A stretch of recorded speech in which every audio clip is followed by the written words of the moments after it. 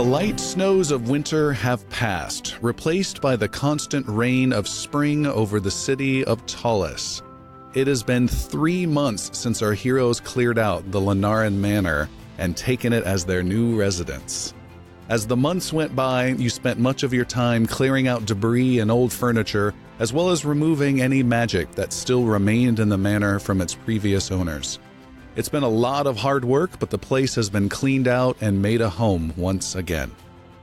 During these months, you took on 2 jobs with the lumberer Otaric, ensuring the safety of one of his logging camps outside the city. In return, you took payment in the form of furnishings for your new place and construction where it was badly needed. Now you each have your own room with a new bed, tables, and chairs. There's a dining room, a library, a basement area with a jail cell and vault, a conservatory, as well as 2 towers and several other rooms that you still haven't decided on what they will be. It's been a busy time, but a refreshing change from delving into terrible places and risking your lives day by day. The walls that border your manor had several large holes that were crudely boarded up. You brought in the best stonemason you know to fix it, your old friend Olgrup. The one-armed dwarf pitched in to help repair the holes, only to have you find him the very next day tearing down every single bit of the walls around the courtyard to start from scratch. And while he hasn't been fast, the new walls he's put up around your manor, about 3/4 of them so far, are made with excellent dwarven craftsmanship and could withstand a pounding siege from ogres. Elmon, you have spent some of your time maintaining a delicate connection with the leadership of the city army, particularly the sergeant of the guard you've talked with once before. After earning the deed to this manor, you're still not quite sure how you and your friends are viewed by the Commissar's soldiers, so you've chatted with them a few times just to make sure you and your friends are in good standing with them. During the last 3 months, you've also dropped by the elven compound called Aridithil's home and spent quite a bit of time with Lady Glennerin. The 2 of you have grown close and become quite fond of one another. The relationship is supportive and caring, and she has a calming manner that drops your guard and lets you open up. You can't help but feel that she's far above your station, but Glennerin always makes you feel welcome, enjoys your company, and has shared that she wants to see even more of you. Avius, you've spent the last 3 months working on your spells and removing any lingering magic from the demonic presences that once inhabited the manor. You've also been able to write the 3rd and final lattice page, completing the Winds of Time spell you've been researching for a while. You've added this spell to your book and can cast it from now on. It is a combat spell that lets you slow the actions of several enemies, reducing their ability to fight. Puck, you have spent your time digging up the dead plants and shrubs outside your new place and using your green thumbs and nature magic to bring life and greenery back to the garden. While there's still much work to be done, the garden now looks like someone lives there and cares about the place. You've also spent some time researching one of the powerful books you recovered while clearing out the manor. This old tome you found in the library took several weeks to read, and you quickly realized it was one of the most powerful items you have ever come across. By the time you turned over the last page and closed the book, you had a new understanding of the world around you. You feel more knowledgeable now and wiser. This has given you a permanent +2 to your wisdom score and all the benefits that gives you. Rill, you've been practicing your music and performing at a local tavern to stay sharp. You've earned 150 gold from your performances and storytelling. You've also been supervising gaining access to the vault in the basement of the manor. Over several weeks, you've unlocked a challenging puzzle on the vault, brought in Elmon to help with some lockpicking, and feel like you're getting close to finally opening it. All in all, it has been a well-earned peace filled with rewarding hard work. While the furnishings in your manor may be basic and not very fancy, you now have a place you're proud to call home. Yet, during these peaceful months, 3 dark forces have quietly gathered in strength to bring an end to the city of Talis. An army of vile orcs has been assaulting the forces of the Empire far away, claiming victory after victory, with a swarm of them closing in on the city for weeks. Cultists of chaos, having gone unchecked, are close to completing their new plan that will destroy the lives of thousands. and the haunted figure from beneath the city, Morien. Unable to break through the Lacian gates that trap him, he has found new means to resurrect himself and is poised to bring ruin to everyone and everything across the Empire. 3 different forces, all converging on the city, all converging on our heroes, and determined to burn it all to the ground. So that's a lot to unpack. What questions do you guys have about any of this stuff? What do you want to know? What do you want to do? And also, retcon anything you wanted to do in those 3 months that I didn't cover. Well, I think our rescued family also lives with us Yes, in the manor. I would, the people who we had rescued. Twice now. Yeah.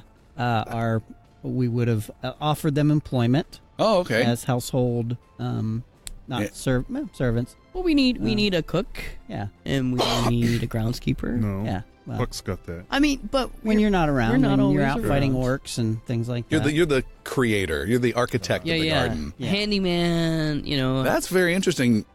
They absolutely have agreed to that. and then the child is an errand boy, and He goes and gets you food and that kind of Yeah. stuff. The biggest problem, they're very agreeable to it. The biggest problem, and answering, I'm sure, a question you've had, is they could not find the place. That magical effect yeah. is still hovers over this place, Avius. You cannot get rid of it. I don't even know if you want to get rid of it. Once people are shown how to find it, then it's just a little annoying. And by the 3rd time, they know where it's at. Okay, Yeah. so they know That's by great. now. Yeah. Yeah, Yeah, actually, yeah.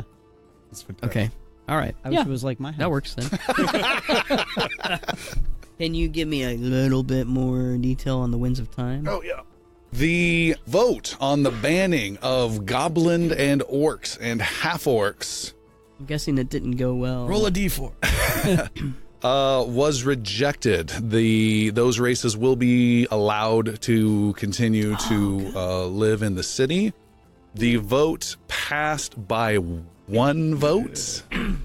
All 3 of the people you checked with your different contacts, all 3 voted in the correct way. There were additional people outside that voted against you. So the needed entire every single setup one of those votes. the goblins gave you of just needing 2 did not turn out to be correct. You got the extra vote, and so it avoided any draw. It's great. Problem is, there's still a whole bunch of people in the city that wish it had gone through. So there's some tensions there, but there's no legal anyone getting kicked out or anything like that. So there was the book that Vexine had, her book. Mm-hmm. I think it was in Elmon's possession from one of them. You took it to your vault that you rented Oh, yeah. and locked it away out of everyone's hands. Oh, that's right.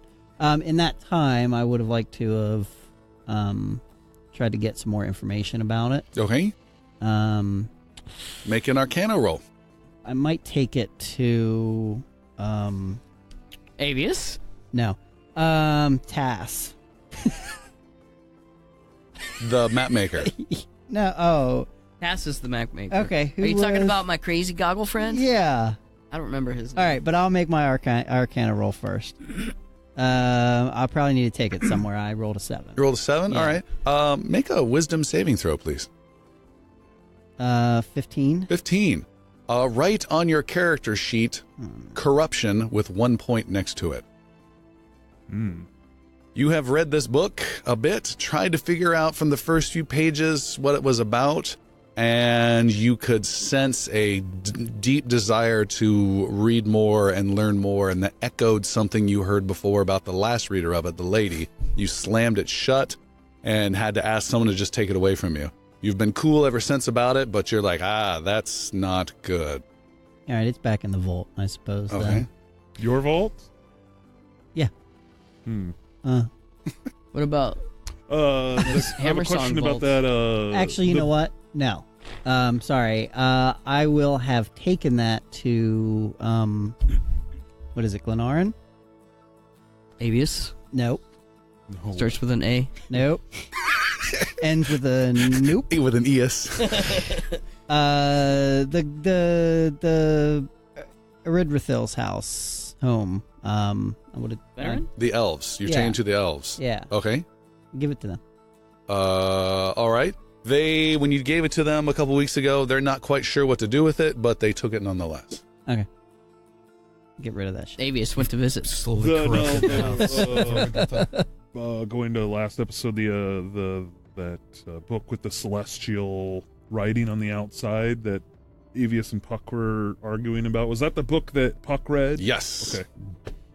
Known as a Tome of Understanding, it will take 10 years before the words have any meaning to anyone else. Oh. You didn't Can we even- fast forward? Yeah, we'll skip forward. It has been 10 years. Avius is going The city is gone. on everybody.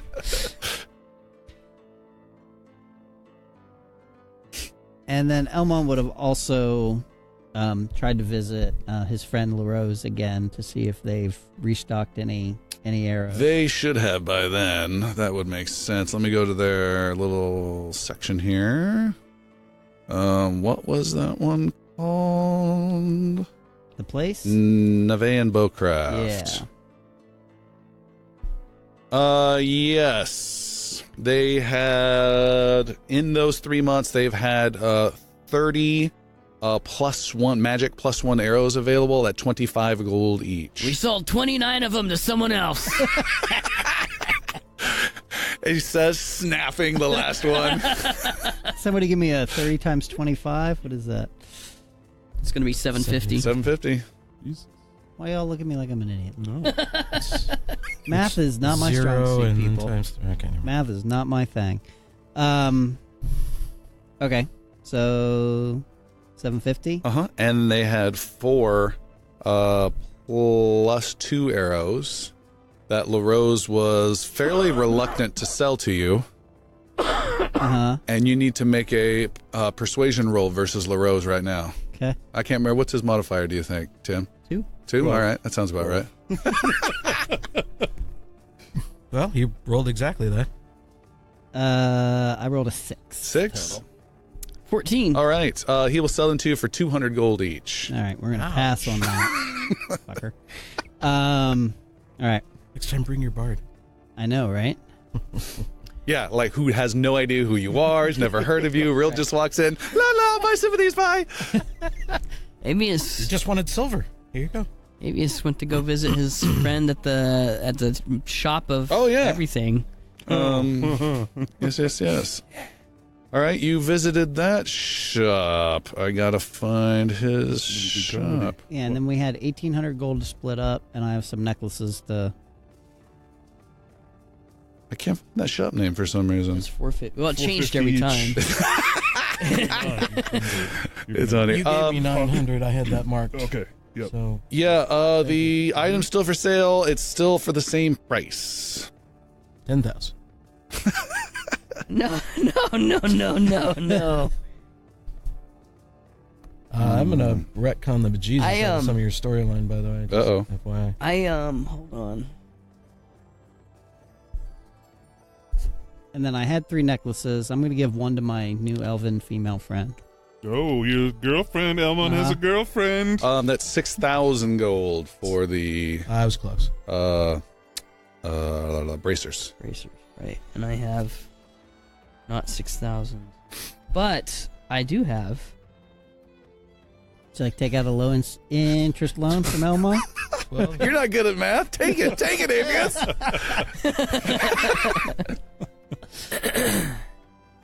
I do have a barrel and a box in the Hammersong vault I might go retrieve.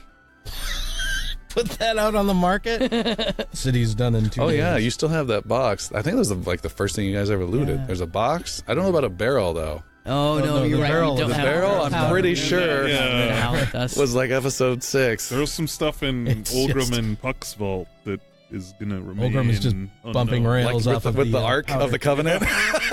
Could I? Oh, this is gonna be powerful. Let's see this. Is there some begging going on at some point? A fully clothed Avius comes up to you one day. Yeah. Seductively. Should bring the bard and see if the bard Yeah. can do anything. Let's do some. Here's some Bribe him a little. performance and persuasion. Do you have a moment? I thought it was after him. He's going to employ you to try and convince me, I think. That's some metagaming violations there, but okay. Yes, how can I help you? How good are you at negotiation? I have my talents. Okay, come with me. Oh, okay. I am a little busy at the moment. No, but I'll help you later.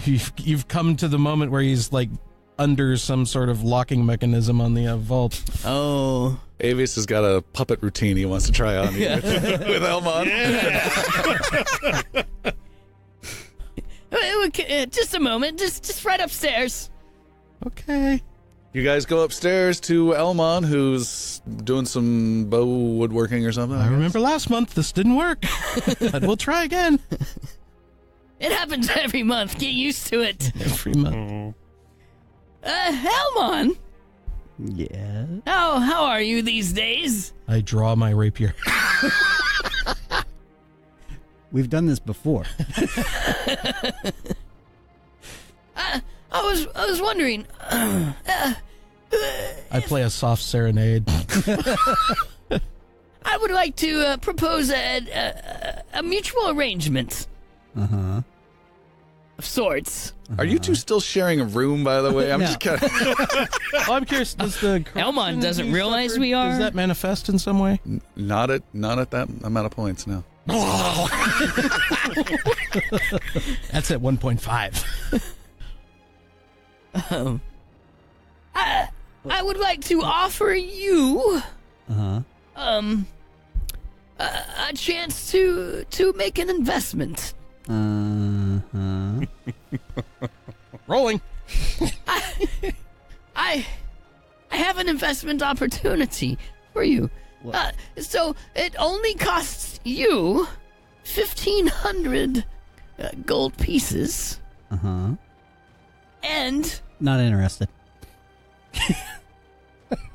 I'm sorry, go ahead. Sorry. Didn't mean to cut you off. Avius begins to untie the tie to his robe. I'll interest you. The interest is going up. It is indeed. Oh yeah, it's going up, baby. For 1,500 gold investment, you He has essential oils. He likes it. on in this very first day get paid back 300 gold in exchange for 3 months worth of payments of 100 each that you will get henceforth following the first 3 months. Rill is just dictating the terms of this thing. Make an intellect saving throw. Right? 32 and a half easy payments of... What are you really about? Well, as I just said, I have need of 1,500 gold, and if you would like to invest, I could think of no one else that I'd rather give this opportunity to. I'll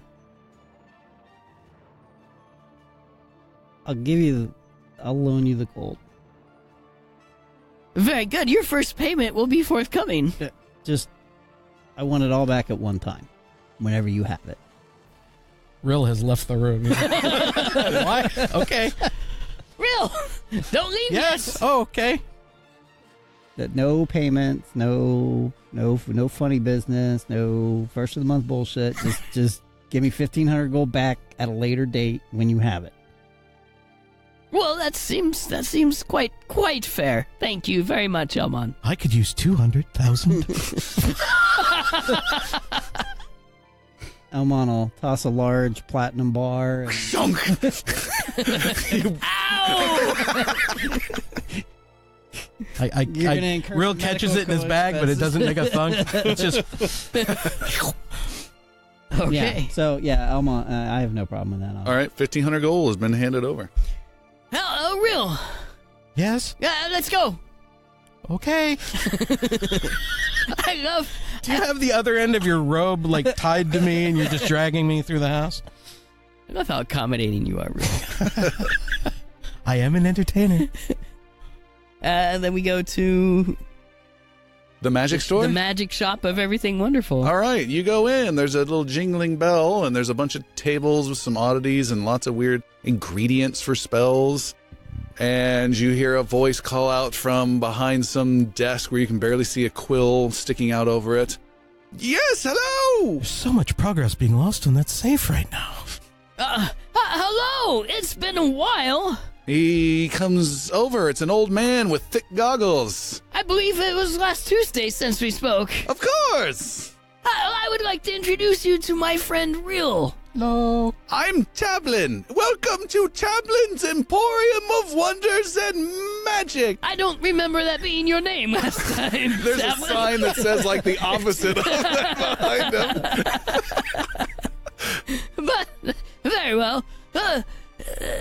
Real, is in need of some, emporium items of magic and wonderfulness. Ooh, Yes, indeed. what are you looking for? He's looking for magical bracers. I'm looking for magical bracers. Well, I have. I'm looking for magical bracers? Just go with me. Just go with me on I'm it, looking Real. for magical bracers. I have such a pair, but I only need one. No. He needs both. but unfortunately they're spoken for. Oh, that's... Well, by whom? A wizard, I believe, of some caliber. Oh. What is he offering for them? 6,000. Really? And we repeat the conversation for the third time. Do I need to be here? Seems like you have this well in hand. Well, well, fine. Oh, fine. 6,000 it is.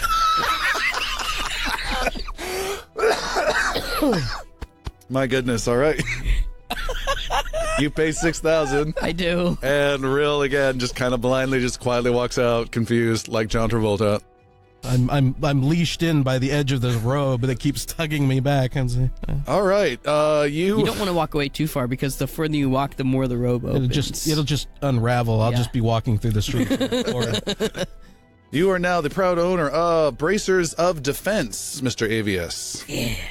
While wearing these, you gain +2 bonus to your armor class, which is huge for you. It is. But you cannot be wielding a shield or wearing any regular armor.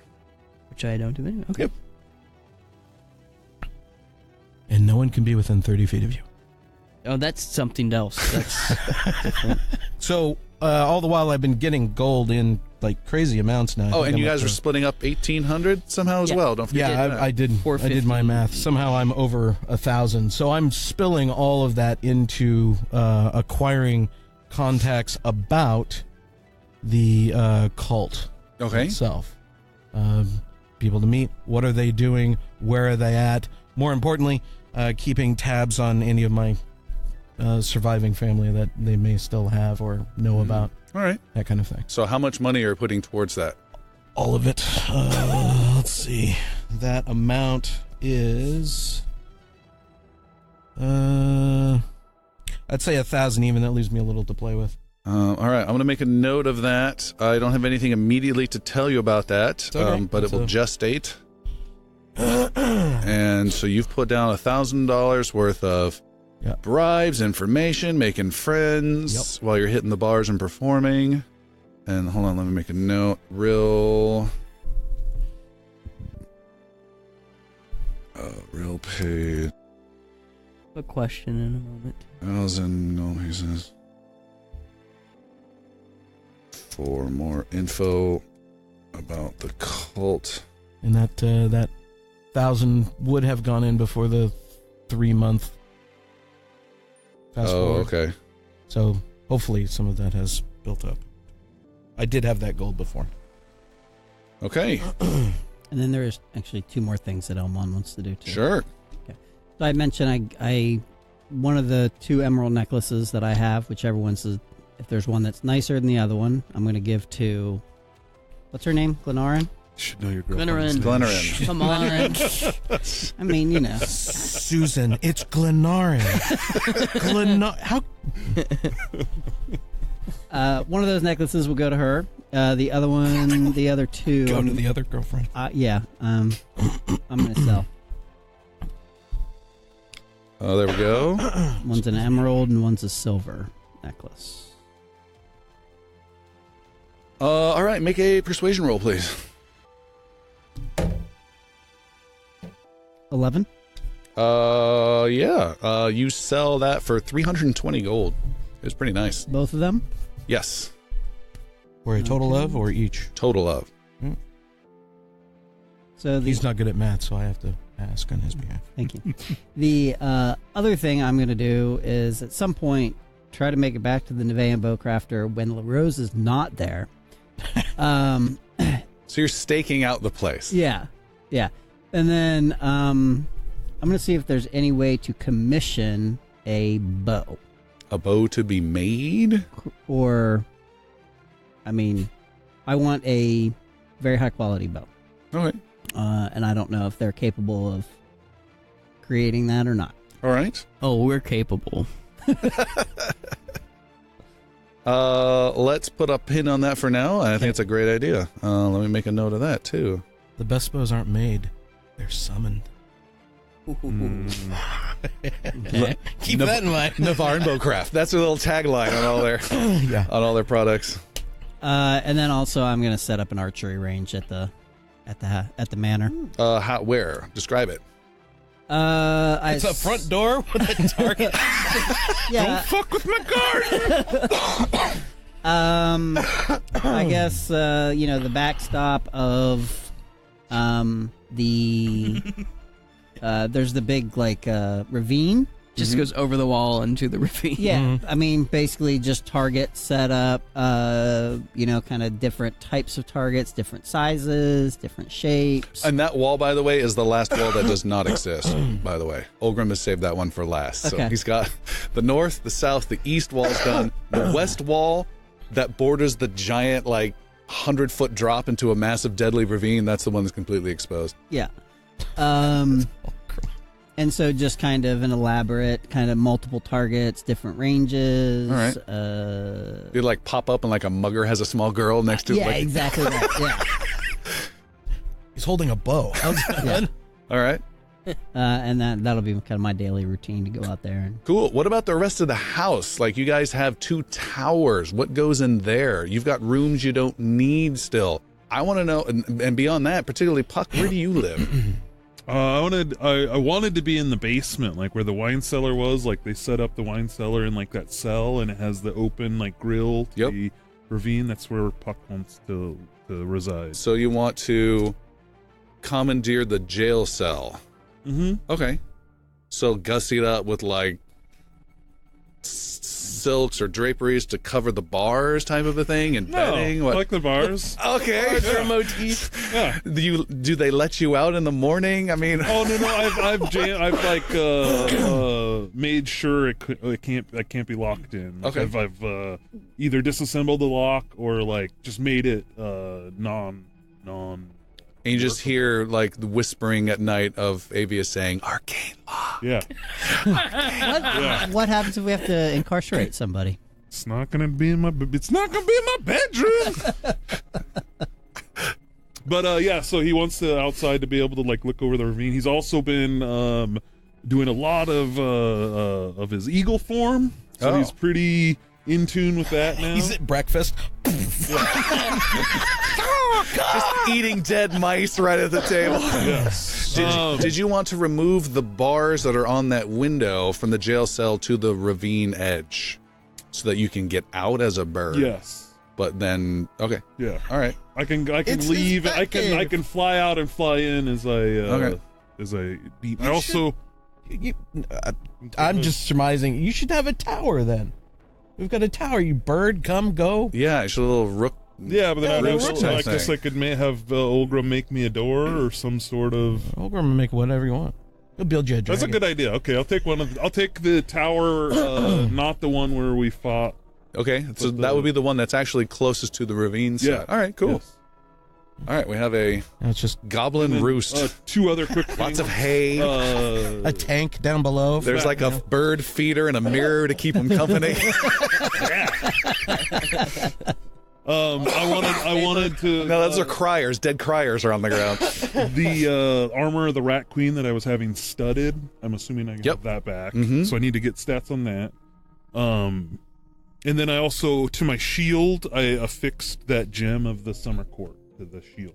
That will be completed, yes. So No that was it. roll I just wanted necessary to for make that. Sure, all that was clear. Nice. So items, yeah, you were getting your item thing taken care of. Where's my? There it is. Armor. You had leather before. Yeah, it was the +3 armor of the Rat Queen, and I was having that. And it was leather and it was being upgraded to studded. That increases its armor class by 1. What was the front area before? Was it a cemetery or was it just an open? No, just a bunch of dead garden planting boxes and pots. Maybe like arches where just dead vines were hanging Now from. it's a lotus flower garden. A lotus flower garden. There's a We have water There's a little features? pond. Yeah, Water. You have nice. koi. some koi. Yeah, All right, all yeah. right. It's an You opium swoop down your eagle plantation, he form said. and Yes. snatch them out. What else? I think Avius wants to take the downstairs library, his personal space. Okay. What do we want to do with the other tower? I'll take it if no one uses it. I can go anywhere. Well, it's maybe I was thinking maybe some sort of communal area or something. I don't know. Well, we It's have a kind of common big room. We can yeah, it could have be a that. common room. There's the office, and then there's like a handful of. The library, Avius, by the way, is at the top of the stairs, the first door at the top of the stairs. There was a study or something. There's a little study off to the side. downstairs. Also upstairs, I believe. No, it was downstairs. That's where I was thinking. Okay. Sure, that'll work. I've washed the walls Oh, yeah. and It's like I made it sound kind of whimsically fun. Like the first 2 weeks were just hell of like gore and evil stuff and like Yeah. waking up to like specters attacking you every night. And yeah, it was not fun. All right. So what's going on with the tower on the other side? meeting room, common Well, area. if Real has Oh, no. anything, he could just make it into like a music thing. Like It's he just goes up there and just Oh, that'd all be you hear is nice. like haunting music from someplace. No one can find the house. But they know the music comes from someplace that's around here. interesting. Yeah. If that Create works. local legend. Yeah, Yeah. absolutely. I hear that tune again. And that was also kind of a slightly rectangular space where you did battle with her, and you could stretch like some thick carpeting to create a pseudo stage type thing. Sure. Yeah, we'll do that. All right. Interesting. Yeah. Cool.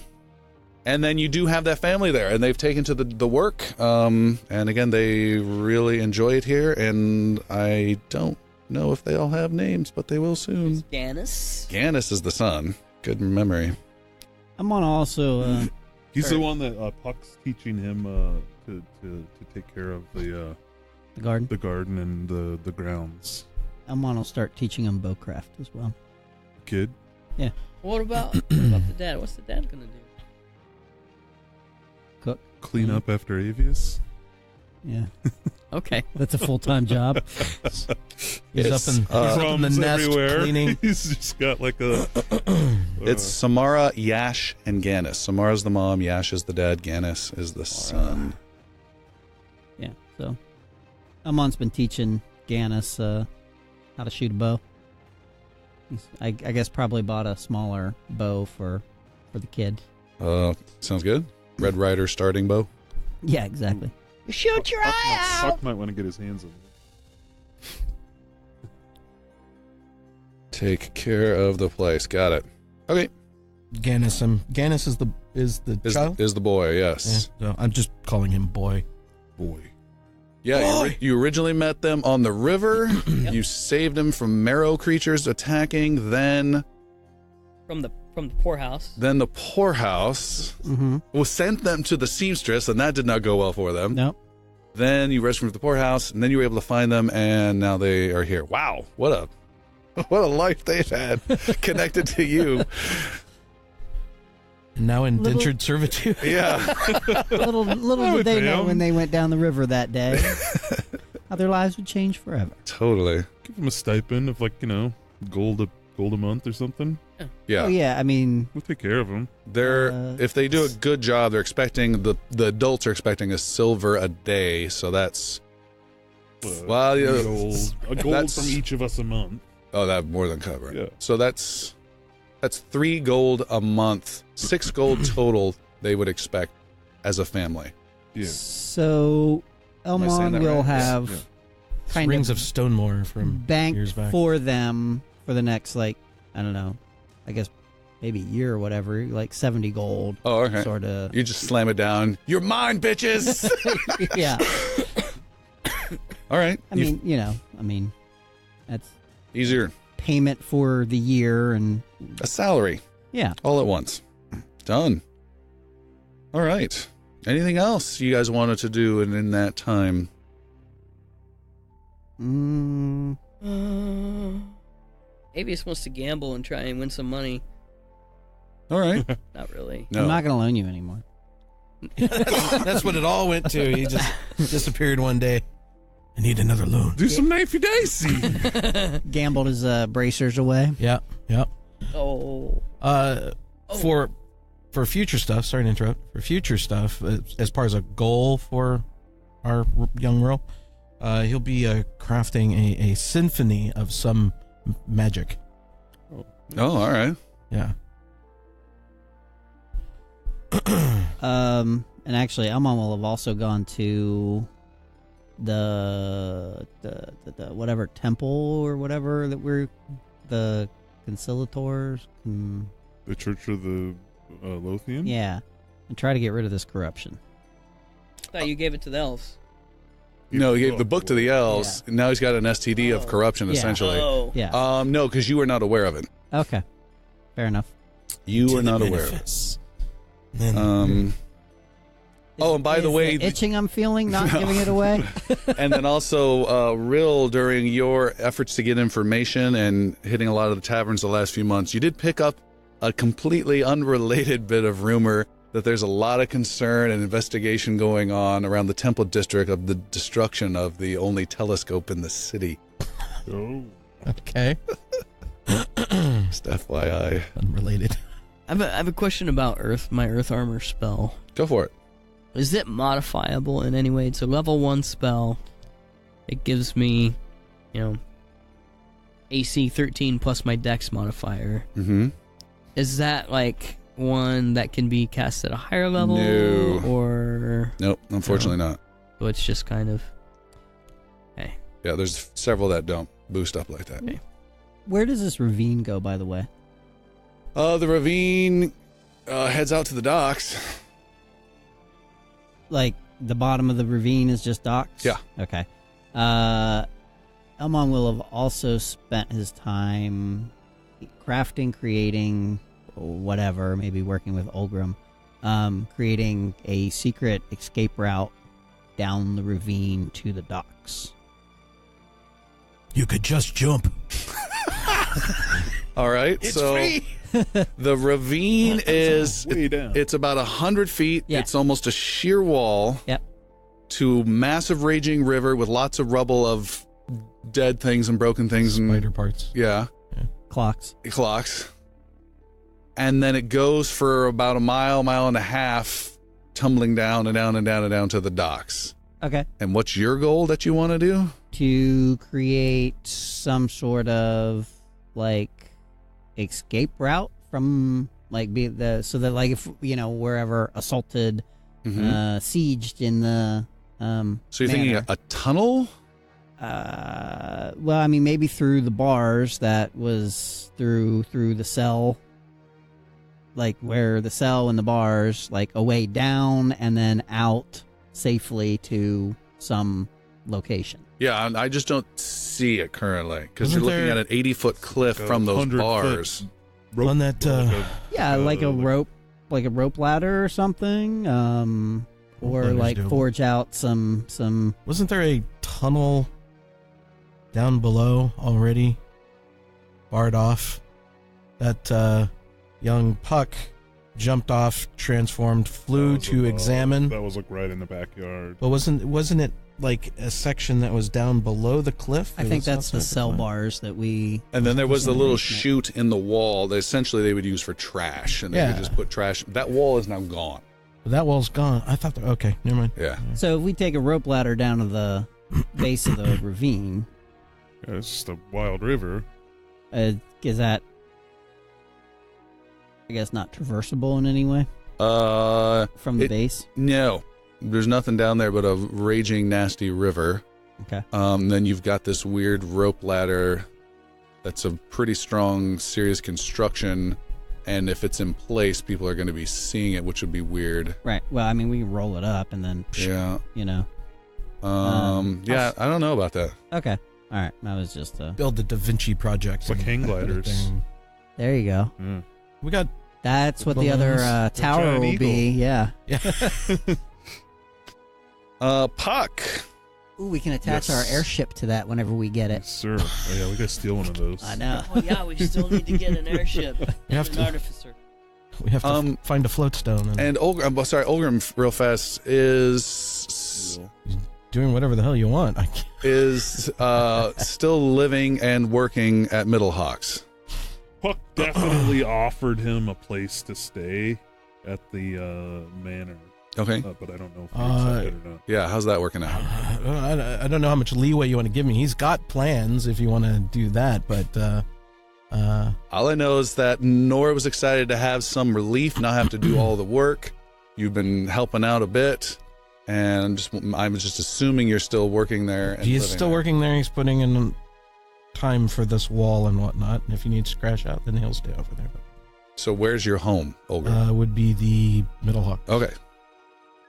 Puck. You, it's late at night, maybe 11 o'clock. You've been running late, and you go through an alley, skip over some weird little homeless guy, jump over a little mound of trash, and open the back door to Middlehawks. Yeah. You are there, and you hear two dwarves in the kitchen arguing. No! You add more sugar! Stop doing it like that! And beer, all beer. the dwarf innkeeper Nor sticks his head out the door of the kitchen and sees you, Puck, nods, and says, "No, it's just the goblin." Yeah, it's me. You can see there is a table that you are late for, and there are a bunch of cards set up and money, and they've been playing for a couple hours. The doors have been closed. Not a lot of business going on this day, so they invited you over.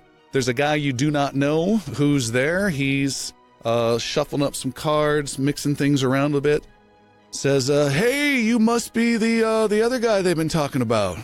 Yeah, I'm Puck. Puck the Goblin. Hope you brought some money. Oh, yeah. Come on, have a seat, have a seat. Here, just push their stuff out over there. Push this stuff out over there. You can sit right in the middle. Okay. I'm Welton," and he shakes your hand.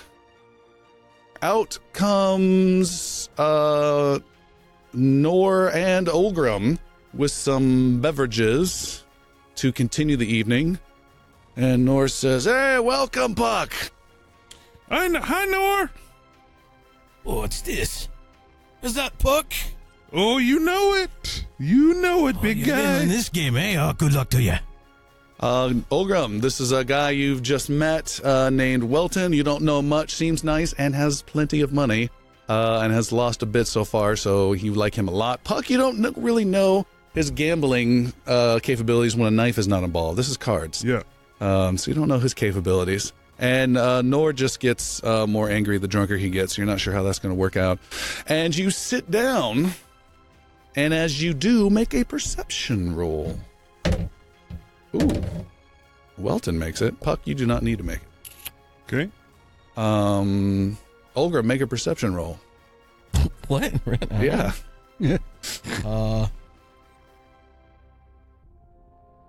Two, I think. Two sounds Two great. sounds great. Oh, it doesn't count. Got to roll on the service. On the service. 14. 14. 14. Something seems a little bit odd in Puck's spacing. He's getting out a little bag of coins. Something doesn't seem right. And the guy, Welton, calls it out. He rolled a 19. He says, son of a bitch, are you kidding me? You invite him? Look at this. And he points at the different piles. We're all missing coins. Every single one of us. And your goblin friend just showed up. You've been here the whole time I have. You think I stole coins? I've been gambling with these guys all night. They say they know your name. Apparently they don't know you well enough. They know me just fine. This is my best friend and his business partner. I don't know him. Then I say we get our coins back from him. No. You don't understand. He's a special guest. I don't know you. He's a thief. Oh. I've been playing with you all night long. You gonna believe me or him? Are you armed? Oh, yeah. I got your sword. Olgrim grabs his sword. Yeah, you draw your own sword. One-handed sword draw.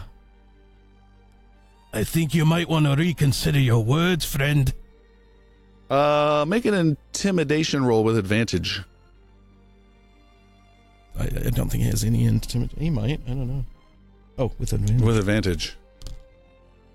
It's based off natural charisma. 20. Sword glows. He says, "Oh, whoa, easy. Hey, look, I found the coins. He says, I don't want any trouble. I don't want to get hurt. I'll cover you myself." And You don't need to cover me. I didn't take anything. He unclenches his Nor ass who and is this coins guy? fall to Who's the this floor. Joker? Nor says, I don't know. I thought he was a gambler, a good gambler. Yeah, well, you left him unattended. You guys were ninnying over in the kitchen when I got here. He reaches into his pouch and hands out some coins and starts refilling your piles, Nor and Olgrim. He says, "There." Oh, we're playing too? Oh, okay. You Yeah. were playing, you It's took a Pokemon. break, you came back, and a quarter of your money from each of your piles have gone I missing. see, okay. There, pay with my own money. Gonna rob me like this. I won't forget this. And he gets up and knocks the chair over and looking at Puck. You're popular. Puck everywhere. with no weapon. Oh, but I got hands. I got magic. And he spits on the floor nearby you, Puck. Hey, I gotta clean that up. He goes, gets a mop. How far, Still holding the sword. how far away is he from Puck? 3 feet. Puck's gonna jump up on the table and get like eye level with him. Oh. All right. What's your problem, buddy? My problem is, Nobody stole anything. You saw me this whole time. you guys are running You're the some sort of only racket. one left unattended. Screw all of you. I'm going home. Get out of here, then. Don't come back. He walks out the back door and slams it. Where'd you guys find this guy? Guess I'll take his pile then. And you take your coins back. And you guys play some cards. Make a general card roll for the whole night. It all comes down to a single roll, please. The sword is returned back to Oh, all right. Buck there. 16. Woo, I'm doing a roll. Yes. 17. Oh, And Olgrim comes out the winner like crazy. Puck, you lose 25 gold, okay. as does Nor. You have a great night with the two guys. And you head home. Soon as you're outside Middlehawks, you jump over the homeless guy, and bam! You are hit hard over the head and thrown against a stone wall. You take 6 points of bludgeoning damage. It's a hell of a wall. The hell of a hit. You're dazed. A guy hunkers over you. You're not sure what the heck is going on, and he plunges a knife into your belly. Not too much. Plus 3, you take 8 points of piercing damage. Good God. He leans in close, ready to deliver a coup de grace, and says, This is from Jorn. And now I'm going to take out your eye. It's a man you've never seen before. Yes. Some hired thug. You can barely see him. There's a guy behind him just kind of watching the scene as well, and they are about to slay you as their goal. We roll initiative of Puck versus these two. All right, and we have Puck. There's a guy right in front of you. Behind you is a little wall, and there's another guy maybe 10 feet away just watching. They both have long knives drawn, and the guy in the back is going to do nothing. So, Puck, you're up first. Am I still on my back? You're still on me? You're seated. Your back's against the wall. You're no longer dazed. You can take full actions, but you are sitting on your butt right now with a guy just standing right over you with his knife still in your belly. Okay. Oh, nice.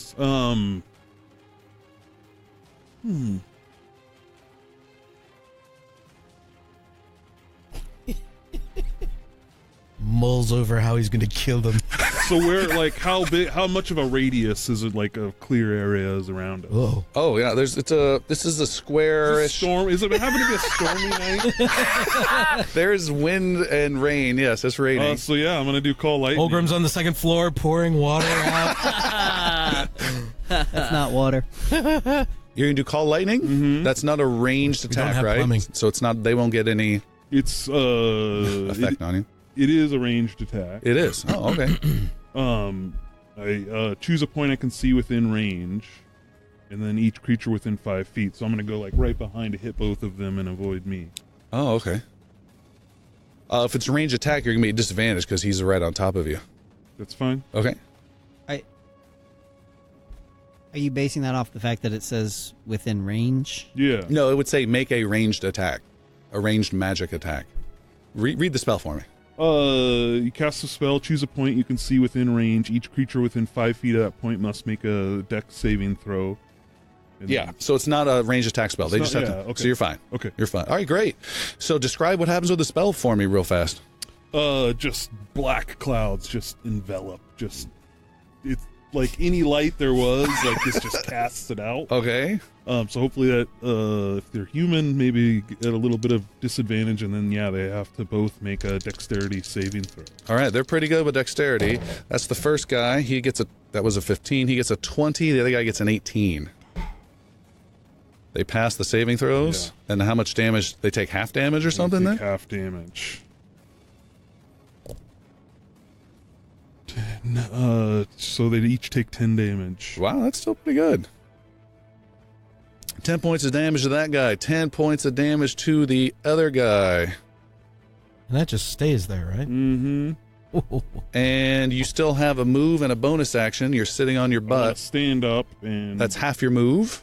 and then I can use my bonus action to scamp a few feet away. Okay. And then you can do a half of your move to get a little further away. Yep. All right, great. The zap comes out. The lightning hits hard. The guys are startled. The thug who was right next to you closes in and slices at you with his dagger twice. Jeez. A 19 and a 22. They both hit. Hits you for 5 piercing and 5 piercing. Okay. And it is a new round. The other thug, he does a move and cuts off your escape to the door of Middlehawks, but he's not able to attack you. And it's your turn now, Puck. So you got a guy right next to you, about 10 feet behind you is the other guy blocking the door back to Middlehawks. How close are they together? They're about 12 feet. Okay. So I'm going to move this way. There's a wall here there. So then I'm just gonna blast him without hitting me. Oh, okay. With you're calling your lightning again? Mhm. All right, dexterity saving throw. Is there a storm this evening? There's tons of clouds overhead, raining. No, it's not storm. Like a cyberpunk drizzle, if you will. Would anyone come to see why the hell there's this massive lightning that's going on outside? Sure. now? I mean, it just struck right outside. I would imagine probably Olgrim or Nor would come to check out what the hell that was. Nor is lazy, and I will disagree with him wanting to do that. Olgrim knows. He what takes sudden full lightning damage strikes from means. your lightning strike. 18 damage. 18 points of damage. Bam! Another huge hit of lightning. And as a bonus action, I'm going to heal myself with the Bombs of the Summer Court. Okay.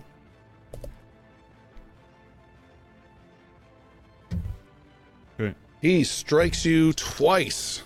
He's actually supposed to get 3 attacks. He's just startled every time. So he loses one. And he is rolling like a beast. That was a 15 and a 23 They both hit. for a total of 5 and 5, 10 points of piercing damage. Even with the studded leather, that you get the +1 on. Yep. 15. It's just piercing over and over and over again. And before the turn ends, the door to Middlehawks opens up, and Olgrim, you are next in initiative. I haven't said that in a while.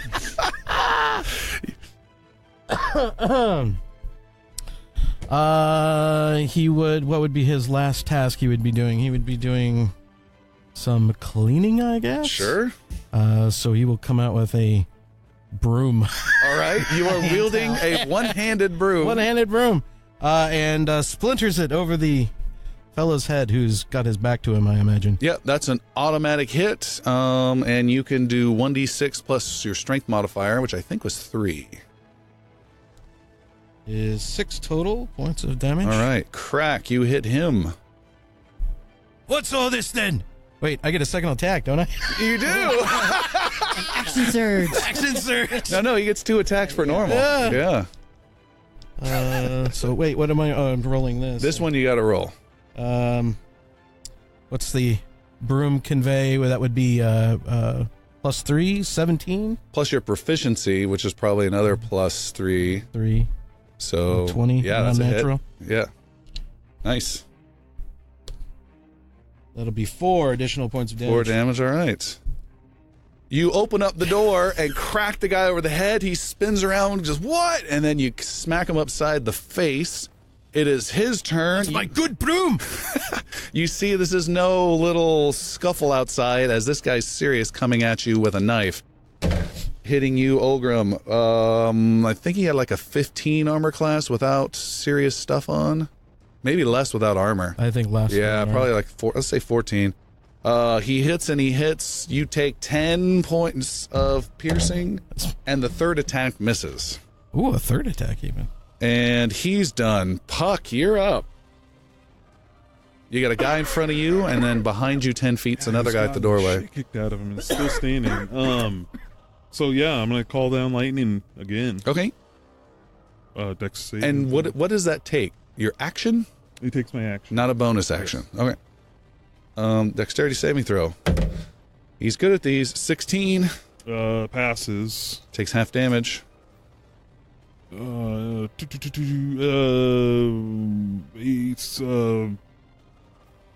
what did I?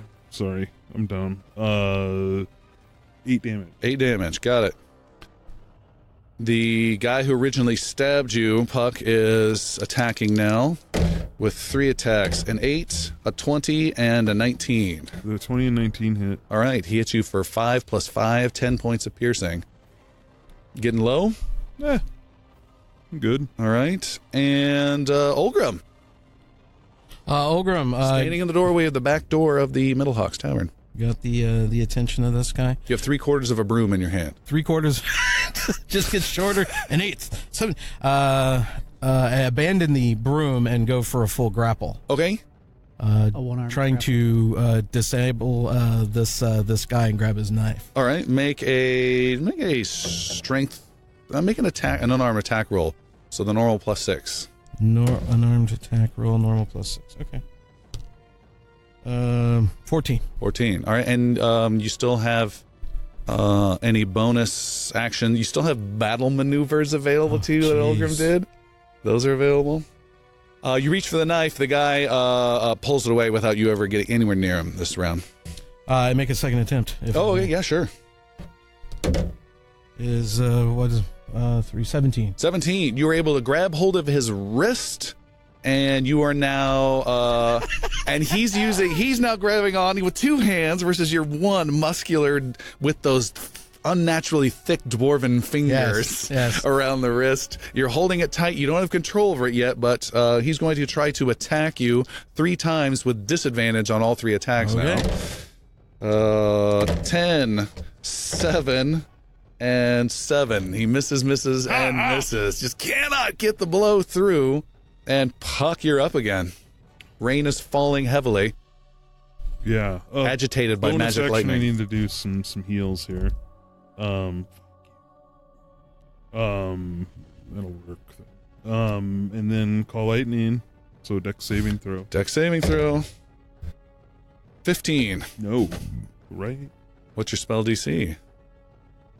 It's 15. Sorry, yeah. Passes. I thought it was 16 for some reason. 8 damage. 8 damage again. Zap, another how's huge he thing of looking? lightning. He's looking like he's still fighting strong. And he's looking so good, he's going to it's going to grab you around the throat. Make a strength roll. I'm sorry, make an athletics roll for me real fast. Puck. A 3. Okay. Oh.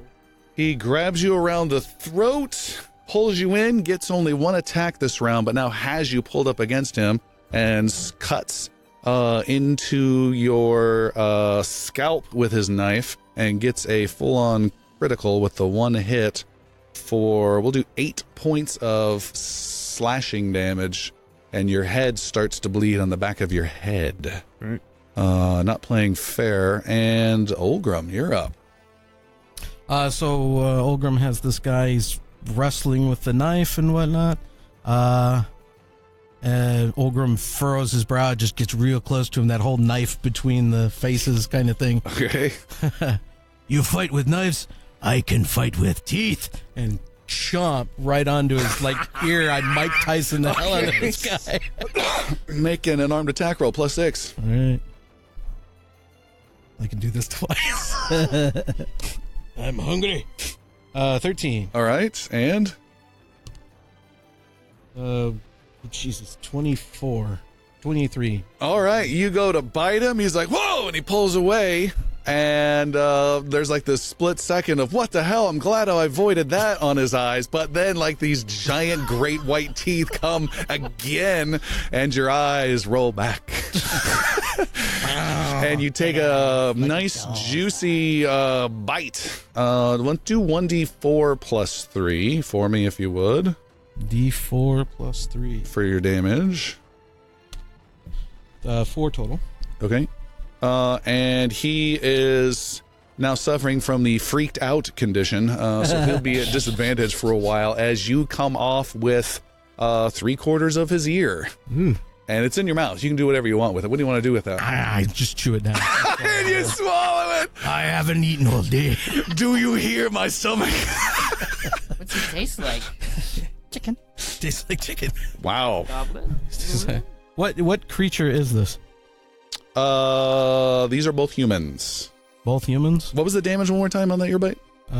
4 total. Thank It you. was a roll of 1 plus 3. Okay.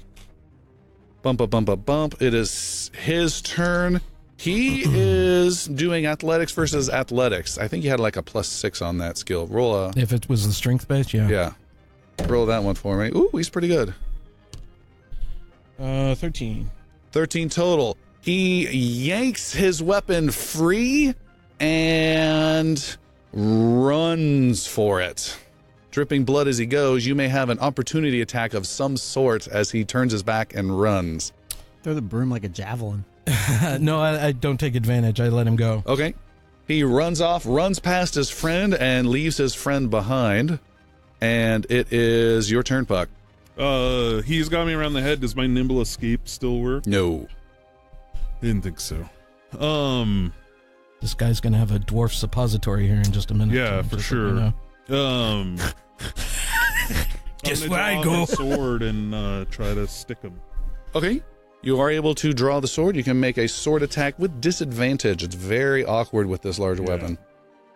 In this tight confines.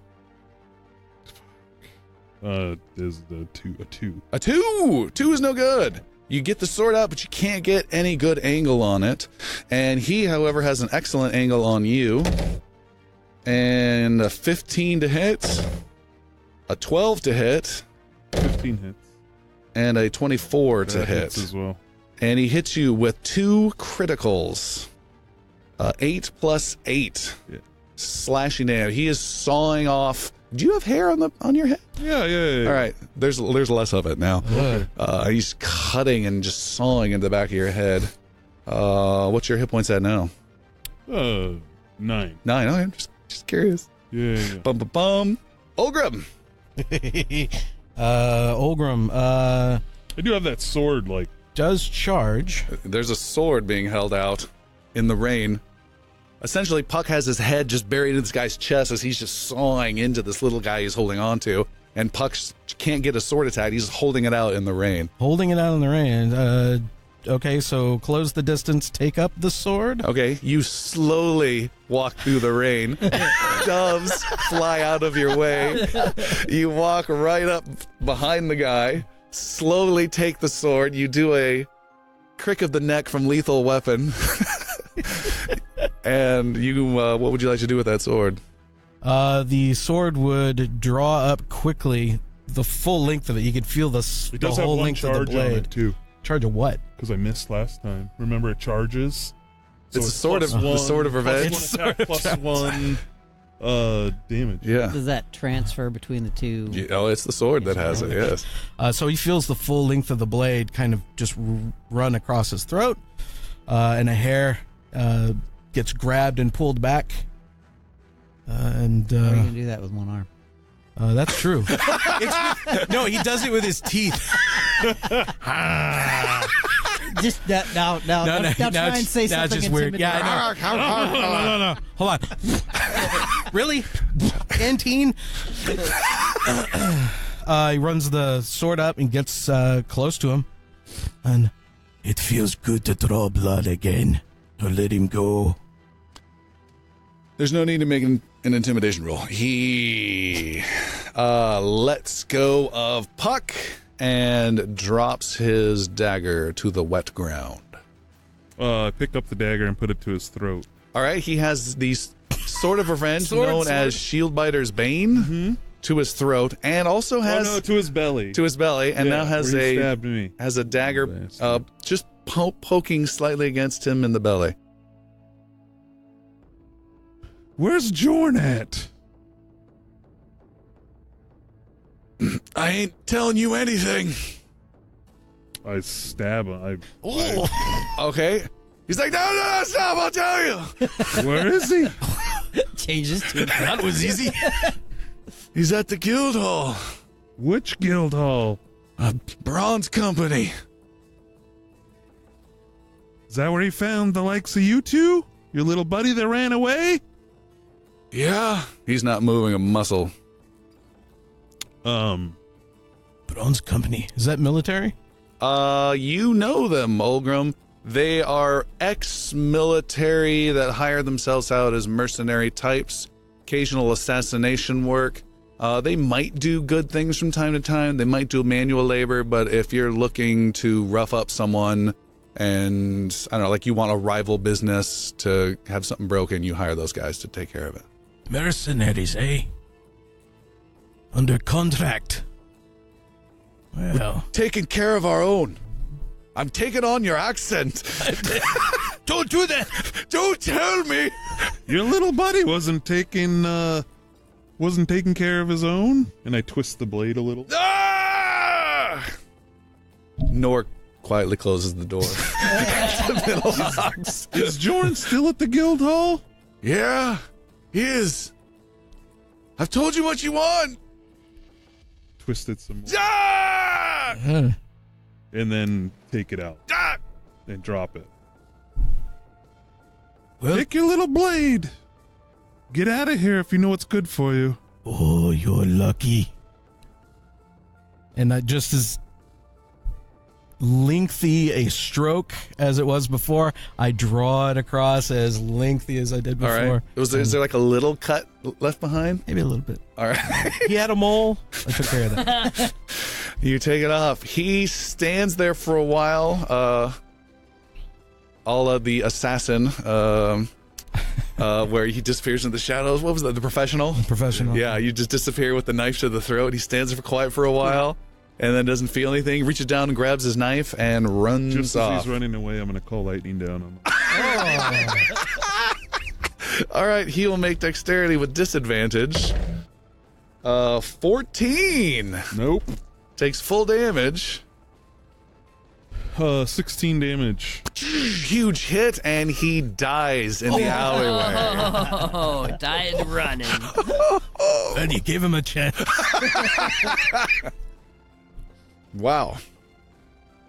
I have some dishes to tend to. It's always good to have these little exercises. I go up and I hug him and thank you, Olgrim. All right. You sure you don't want to keep that sword? No. I gave it to you. I'll be back to check on you tomorrow. Thank you. Olgrim, is it a little hard to hand it back, or is it easy to hand it It's back? a little hard to hand it back, All right. but he knows it goes to good hands. All right, you have the sword back. Puck, where are you headed? Oh, I need a little bit of a rest. All right, you're heading back home. Yeah. 3 days go by. Now, what's interesting, we said that the charges, every time the sword misses, it builds up a charge, which is +1 to hit and damage, I believe. Game-wise, you could, have someone just, miss, in a target dummy, 1,000 times, like a true. squire, and then hand it to a knight to defeat the dragon. It's kind of interesting. I think it only holds 2 charges. Fortunately, the know, programmers yeah. put in a 2-charge cap. Yeah. But, Yeah. Anyways. It's a 1,000-year-old blade. It's missed every time. Be careful. It's vibrating. So ready. It just one hit and it's just a nuclear explosion.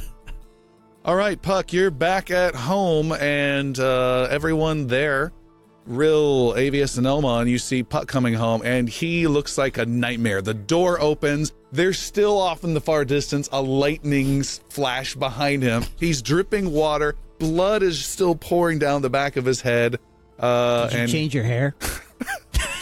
It was a wild night at the Middlehawks. Poker night with Jorn and Olgrim. The dwarves take things seriously. Was Jorn? While they're Or, chatting, there's a soft play of music, and bandages start coming from the table, the drawers, and whatnot, and begin to alight themselves to try and heal. It's just a basic Cure healing wounds, all maneuver. right. Cure wounds. Go for it. How to roll it? I'll be looking Sure. at it. The cure wounds? Yeah, my cure wounds. What do you want to Is it say, different Puck? than- It's just you've just got bandages and crap like that. I'm not ready to talk about Jorn yet. But so I just kind of You just stomp up to your room without saying anything? No. Like I a tell him teenage it was girl rough- just I tell dissed him it on was Pro. a I don't rough- want to talk about it. It was a rough gambling night with the dwarves. Okay. All right, Avius and Elmon, and Rill, you see this. He looks really far worse on a rough night with the dwarves. And he goes up to his roost up top on the west tower. And has some healing done to him with cure wounds. Yes. Maybe. Well, Is it just regular cure wounds, Yeah. or do you have a special? No, it's a regular one. D8. I have a special. You can level it up, power it up. I can indeed. Sure. I can indeed. You guys cast level 5 spells now?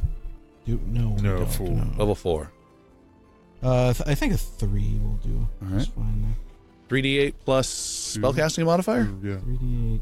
Let's see. So that's 3d8 plus. Plus something. Is it plus 4? It's plus. I think it's 4. +4 for you. Yep. And I need a d8. D8. I'll be rolling in this one. Let's see. We're looking 12 and 4, 16 points of damage. Thank you. Heal. And you feel better. Puck, you rest for the night. You wake up in the morning and heal half of your maximum hit points on top of that. Okay. and spent the rest of your magic healing yourself all the way up as well before you went to bed. Okay. You're fully healed. With Rill's help as well. Yes. It's morning time.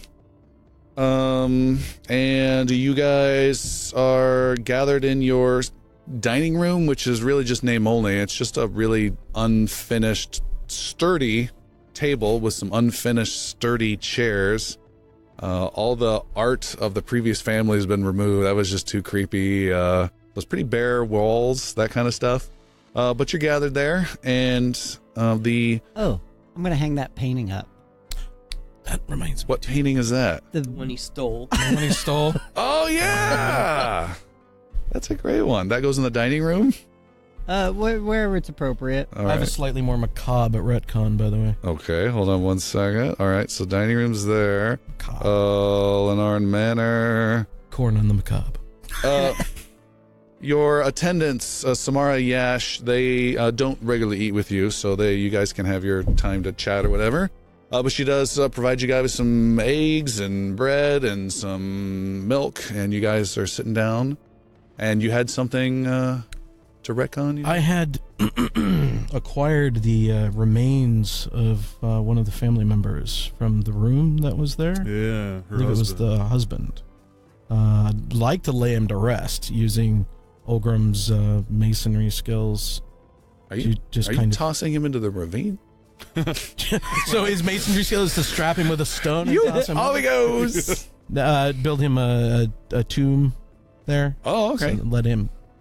That's to nice. rest. All right, so he has a permanent... Amidst the, do you lotus clothe him back in his original His clothing? whole bones. You did. There were someone clothes that were gave- taken. Yeah, someone gave clothes back to him. Did I? Yeah, because he took the clothes to look I like gave the them back. husband. Are you sure? I Creepy think ass he gave them back. Avius. I don't dress him, but I put He's the clothes wearing on. them at the breakfast table now. This is why I'm asking. PJs. There's a finger in my. Oh, It is nice to see Avius in pants, though. They're too tight. They smell of skeleton.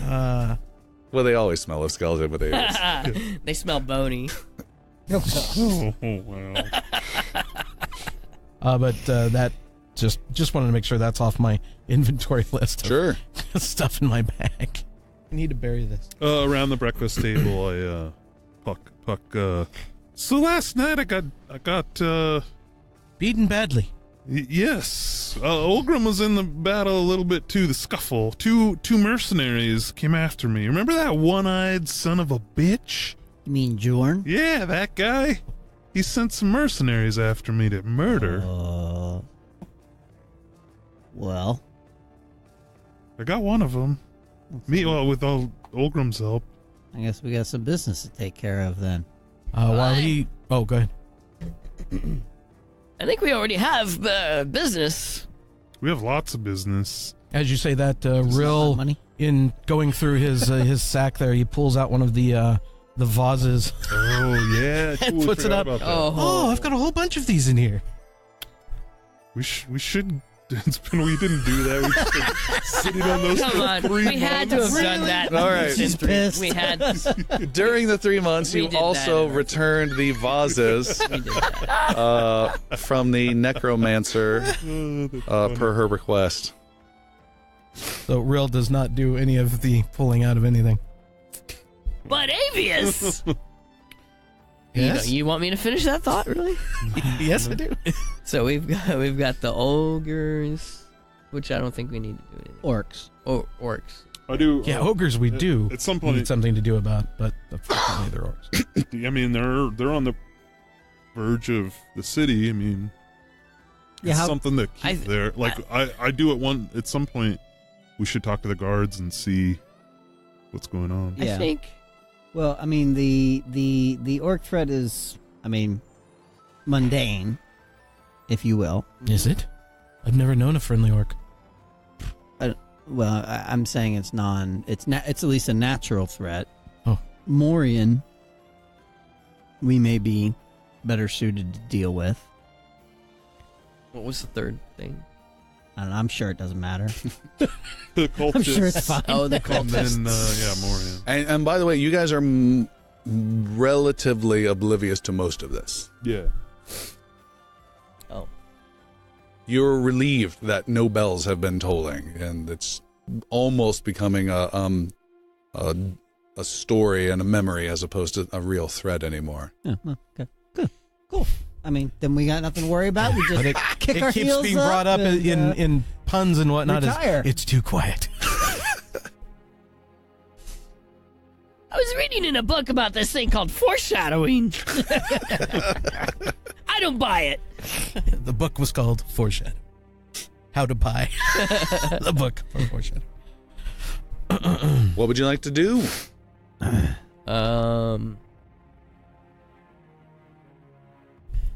You want to go pay Jorn a visit? Not today. Give him a couple days to worry about it. Oh.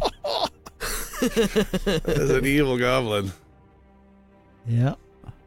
So we do know where that cultist contact lives. Yeah. Amon wouldn't mind paying him a visit at some point in time. Okay. I mean, as a group. All right. I mean, at least just discussing this here. Which one? The little one fat that nose Rill guy? and I were working with. Okay. Yes. I know where his house is, so we could either, Just want to tie up that loose end. well, two options. You could either just straight kill him, or show up and be like, hey, we still want in, sort of thing. Yeah, whatever. I mean, what's happened over the last 3 months with that?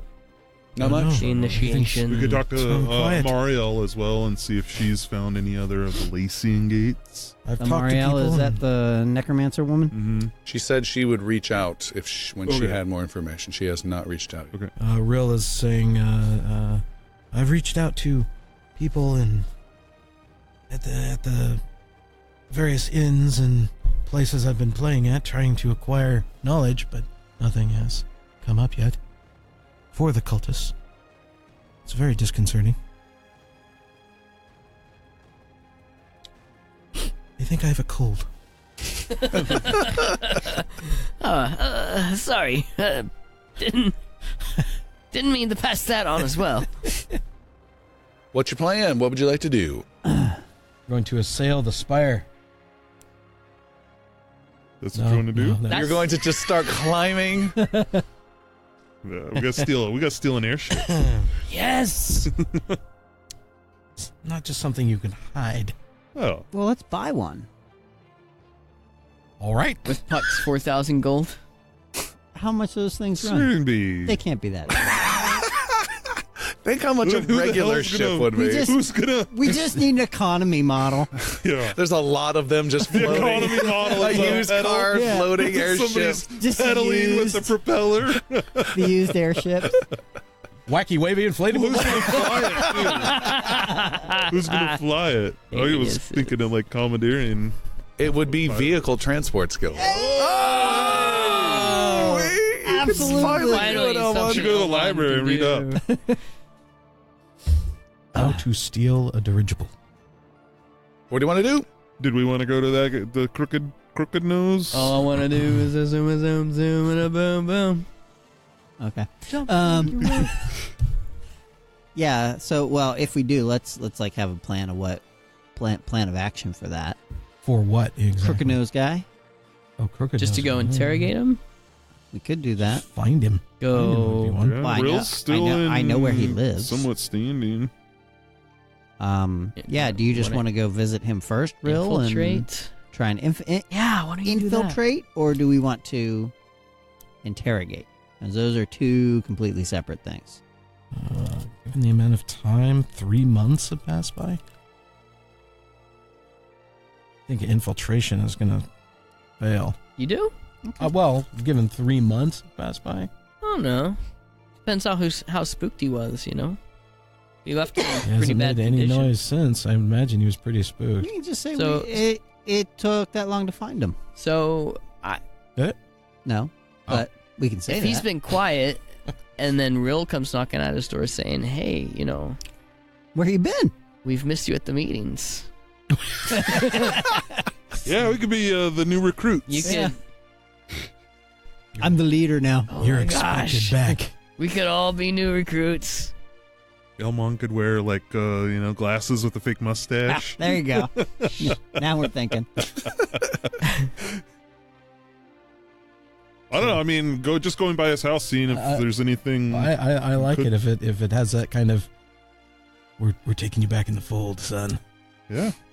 Yeah, you could totally play it up like you're kind of his superior now.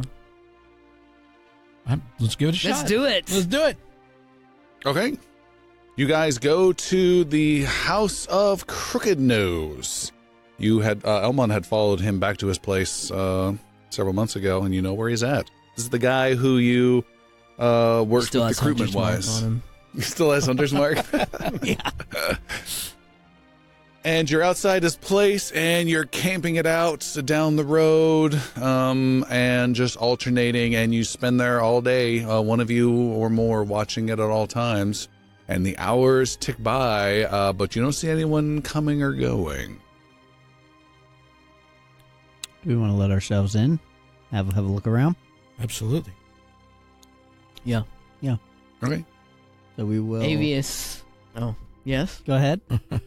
Avius just goes right up to the door, raps on it with his Staff heroin of, rod. Oh, I was going to say staff to detect magic. No, Okay. this rod of heroin. Hello. There is no answer. I said hello. Puck sees if the door is open. The door is not open. The door is locked.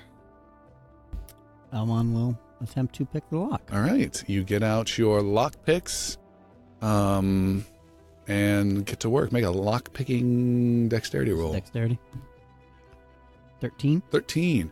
You are able to pick the simple lock, and there's a click, and you finally put some torque on it, and the lock opens up. I will And stand you're- behind Avius as I push the door.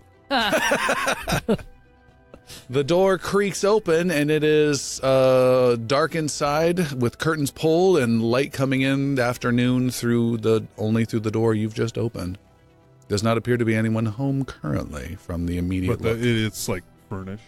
The house isn't like empty or anything. It looks furnished, yes. And it looks lived in. Rill Not scrambles abandoned. through the legs of his compatriots and moves into the room. Okay. Boom. Rill, you move inside, and you see there's some furnishings, but they've all been pushed off to the sides. So there's like a table and chairs, but they've been pushed off to the sides to make room. It's essentially one common room, and then a bedroom is this small little place that he has. And make an investigation roll, actually, Rill. Alrighty. Investigation. 7. You see some Cake. Woo! You see some strange markings on the floor underneath your feet, and Where's this one go? Bring the candle closer. not too far away there is some sort of rope on the floor that seems out of place. And to answer your question, Avius, as you kind of poke your head around, it looks like this is where he lives, but you don't think he's been here today. Okay. Pretty quiet. You don't see any like candles that have been lit or still going or anything like that. Do I notice these floor markings? Yeah. Do I make anything of them? You can make an Arcana? investigation roll. Investigate. Yeah, I just see some marks in the floor there. I my eyeballs turn around in my head and I see nothing. Nothing. What did you roll? A 1.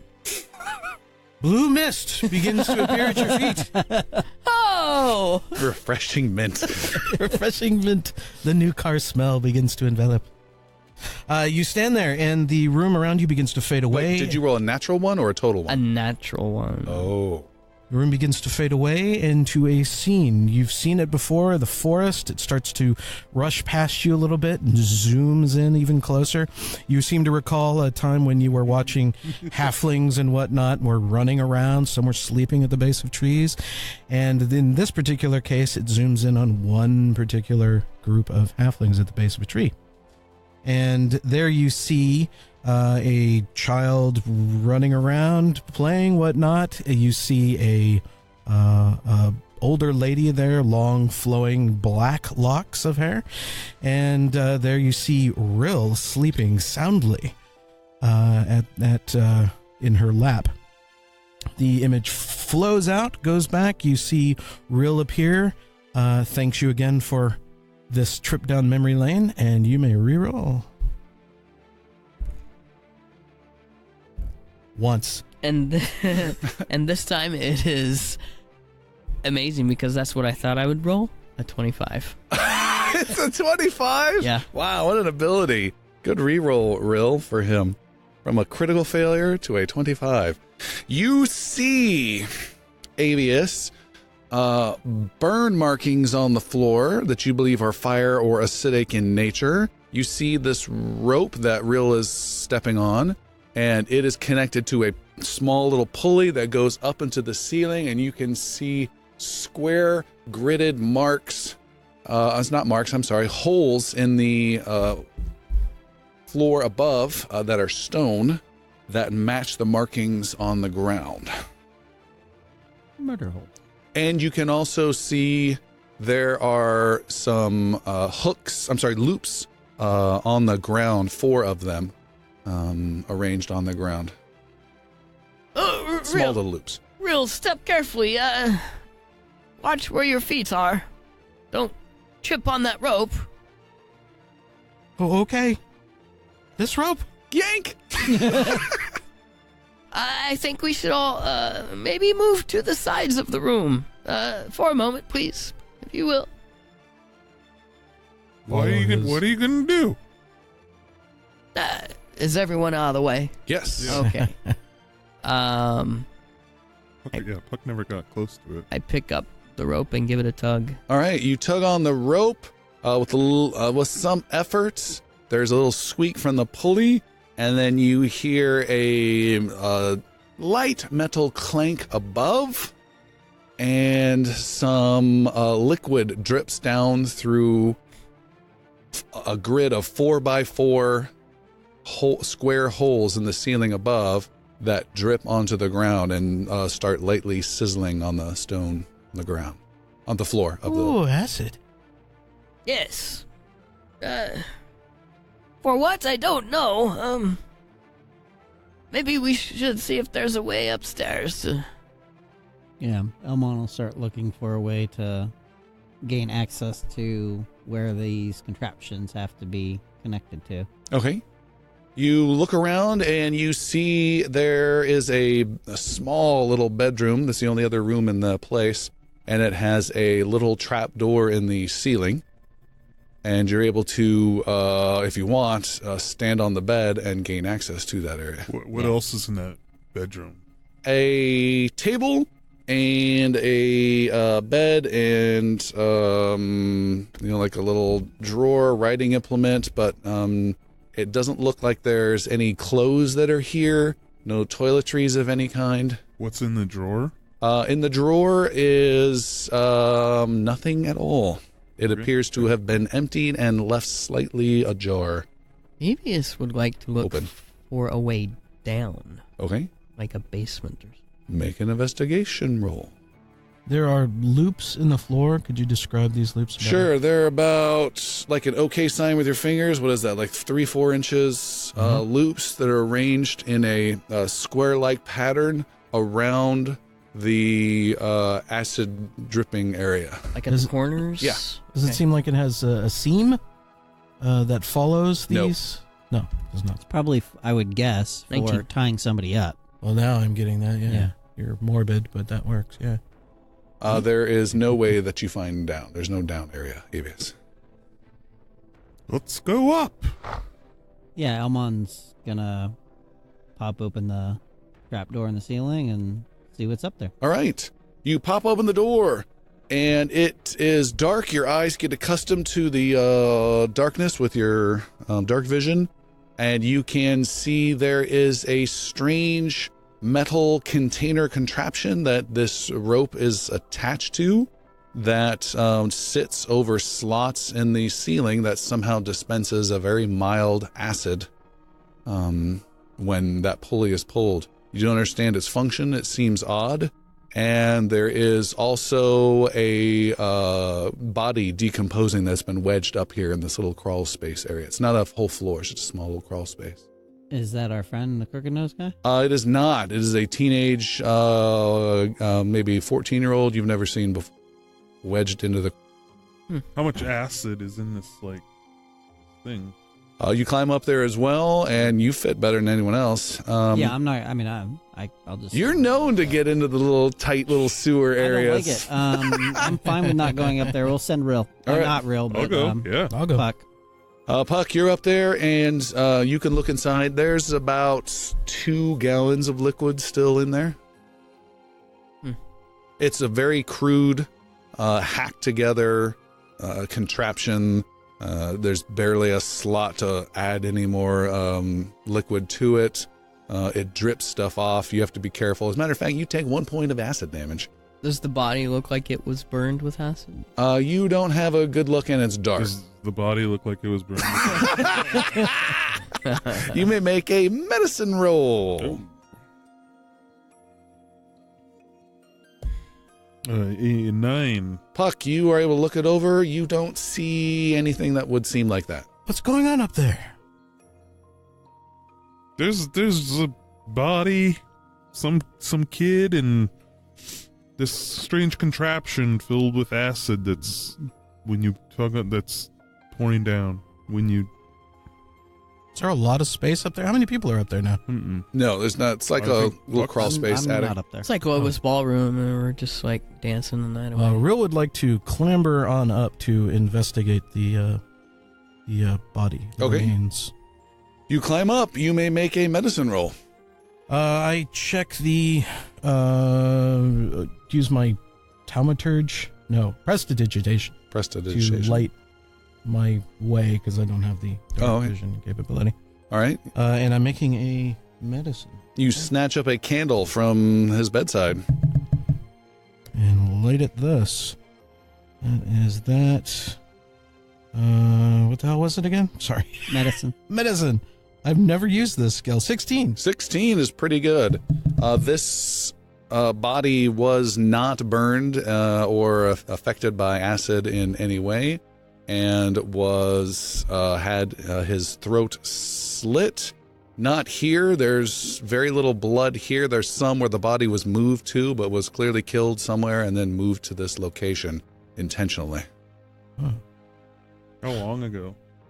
Very good question. With your 16, it's been 2 or 3 weeks. 3 weeks. I set down my lute and I unstring one string. Okay. And I tie it around the skull of the kid, teenager, whatever. And Puck, you're watching this in awe, Yes. ready to be watching As it I in do horror. with most of Real's actions. And Davius's. What weird shit are you guys up to?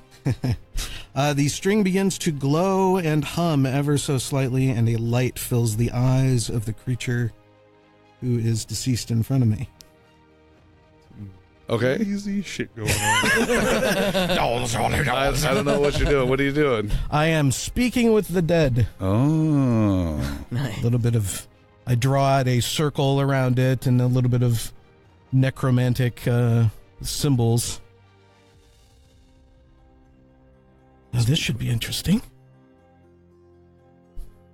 You partially revive a corpse to ask it questions. The corpse must still have a mouth and can't be undead. That matches it. How many more secrets do you have? Only the ones I've told him to keep. We can ask it a few questions, but its spirit won't remain long. All right. The body shudders violently. Puck, you are just freaked the F out for a moment. Mm-hmm. And you're ready to start attacking, but it doesn't come to life. It just lays there completely motionless, except the head just kind of rotates creepily towards Rill. Looks at you and lets out a long gasp. some deathly exhale. And this smelly body, its lifeless eyes look at you, Rill, and awaits your question. Who did this to you?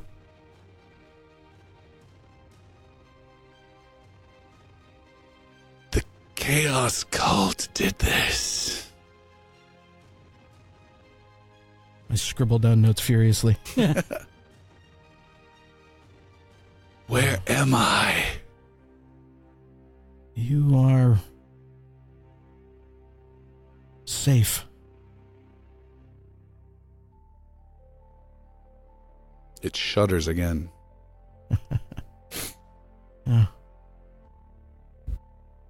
We had determined 2 weeks had gone by. 2 to 3 weeks, yep. 2 to 3 weeks had gone by. Where can we find them that did this to you? I don't know. It's beginning to fade. Don't have too much time. What other question? Ask him Where- if he knows the Crooked Nose guy. And where he was when he was killed. Where were you when you met your fate? Outside the Bane Warrens.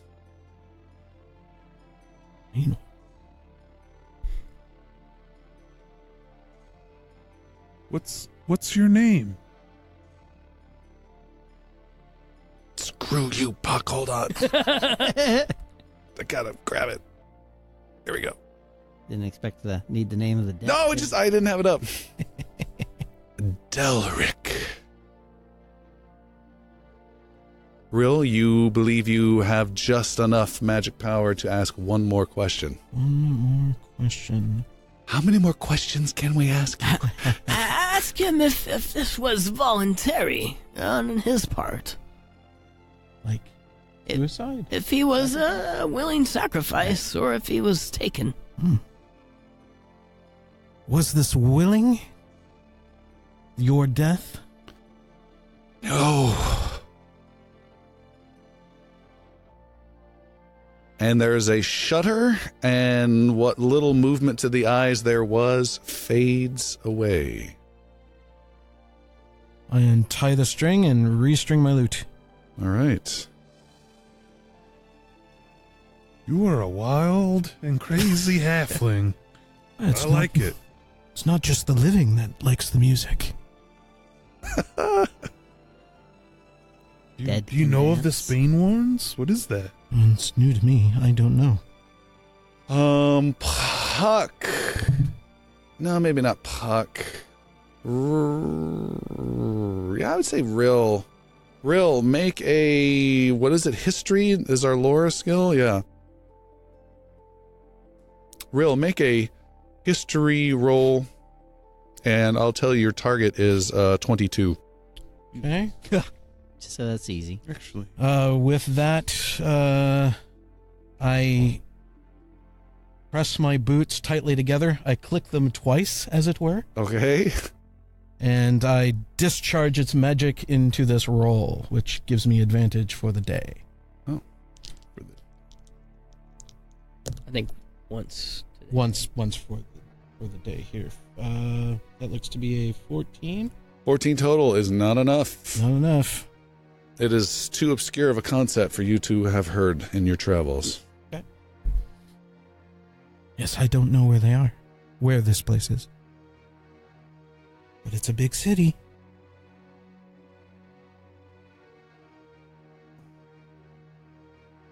I mean, it might be a dead end, or it might be. They killed him there. I mean, yeah. Seems might be a spot to start. Yeah. I mean, it's as good a clue as we have. Could it be a location or perhaps a name of a family? I would guess location. Guess location. Where he was killed. We got 2 for location. Rill would like to go down and start digging through the guy's personal effects downstairs. Okay, there are none. No trunk, nothing. Nothing. Toss the bed. Okay, you toss the bed. Yeah, you don't gather he's been here for a while. We could check out the hideout, his hideout. Where It's a you guys good were thought. meeting, huh? The orange door. That's a good thought. Probably dead end, but might as well. Yeah. This is a dead end. Literally. Right? If we ever find that guy, we gotta remember his little contraption here. Mm-hmm. Bring him back for some questioning. Yep. So we'll leave the place as we found it, All right. so that he's. Oh, you're gonna make me refold the bed? Right. Yeah. Free fold of bed. There's a dead Clean that up. teenager up in the ceiling. And he's still up in the ceiling. All right. Yeah, we're gonna basically make it like we never were there, so that he doesn't know that his place got searched if he comes back. Let's go to the place with the orange door. It's not too far away. You guys head towards the intersection where the orange door meeting room on the second floor of a bakery was found. You guys were there earlier, a couple of months ago, trying to be recruits for the Chaos Cult. You're at that street T intersection where you also had to battle undead. Mm-hmm. My favorite was when that battle ended. There's just all this gore everywhere, and you just whistle and walk away. Okay, but you guys are out on the street. Did you want to stake out this place? Did you want to walk up there? Let's just see if there's anybody there. I agree. We'll walk into the shop. Rope shop, I think. Was Yeah. rope shop? Yeah. Next Rope door? shop, and just go straight as if we know exactly where we're going, back through, and All right, the rope maker guy there tries to greet you, but sees you just walking right on by and doesn't say anything. You head up, you walk out into a little balcony, you cross the span, you're next door of the bakery, next to the orange door, and you open or knock. how heavy is the orange door? Not. Kick it open. I'll kick it You're open. just not gonna. Oh, Nope, just Okay. straight kick it open and go in. All right, make an athletics roll for me. Dun, dun, dun, dun, dun.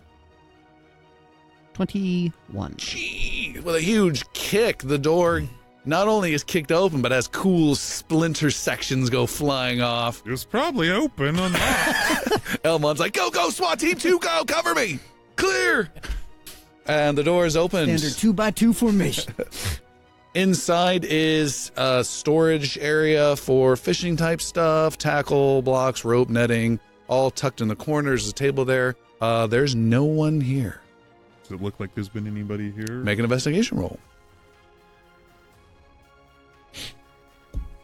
Hey, 4. If You it's detect 4 people in this room. If it's not beating a dead horse, I would like to follow that with additional. You may be the last one to do so. All right. Oh. That is that. That is that. 16? 16. You don't think this place has been used in a while either.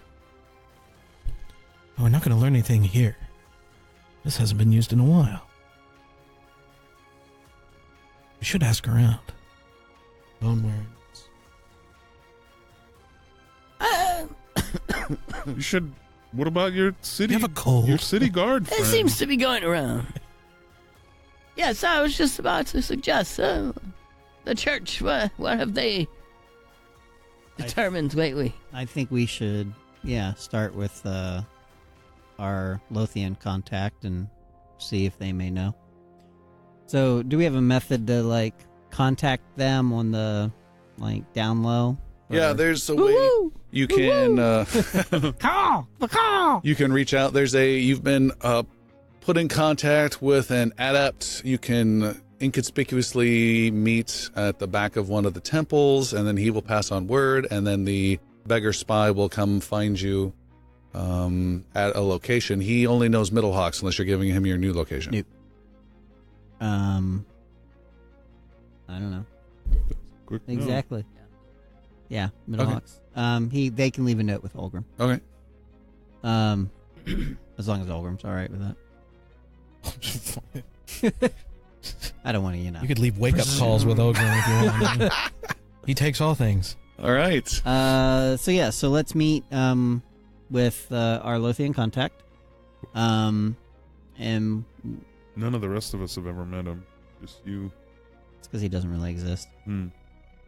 Just making shit up again. Fantasy Deep Throat. Wait a minute. Wait.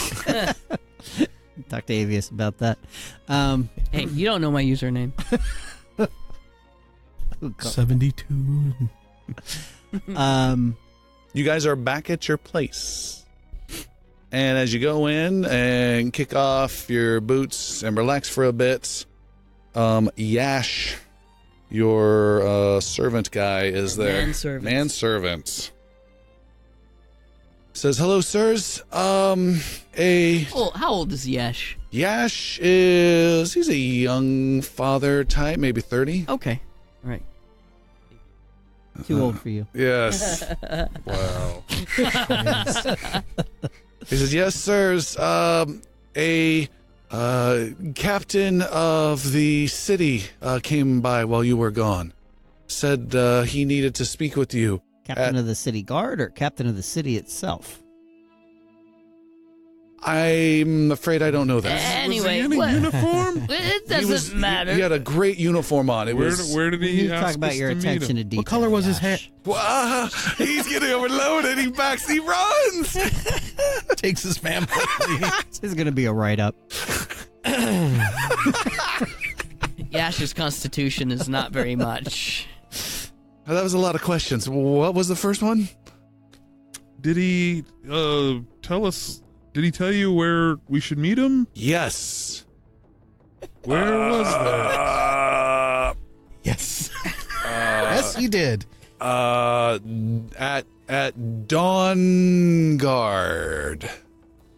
Dallengard? That's it. Dallengard. And what was? Did he leave a name?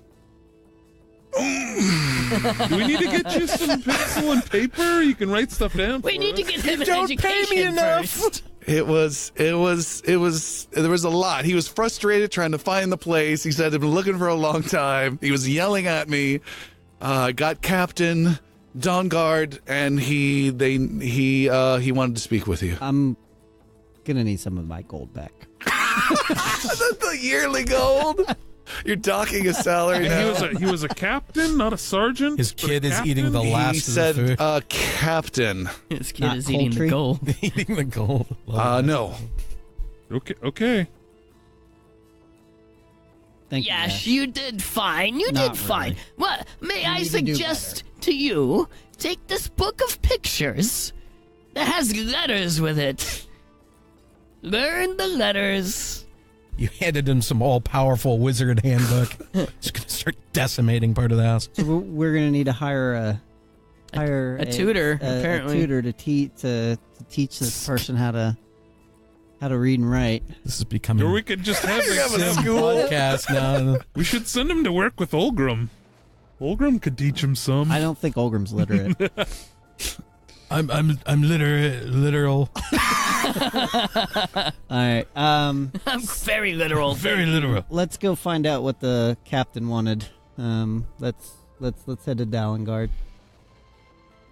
Okay. Yeah. Okay. Yeah.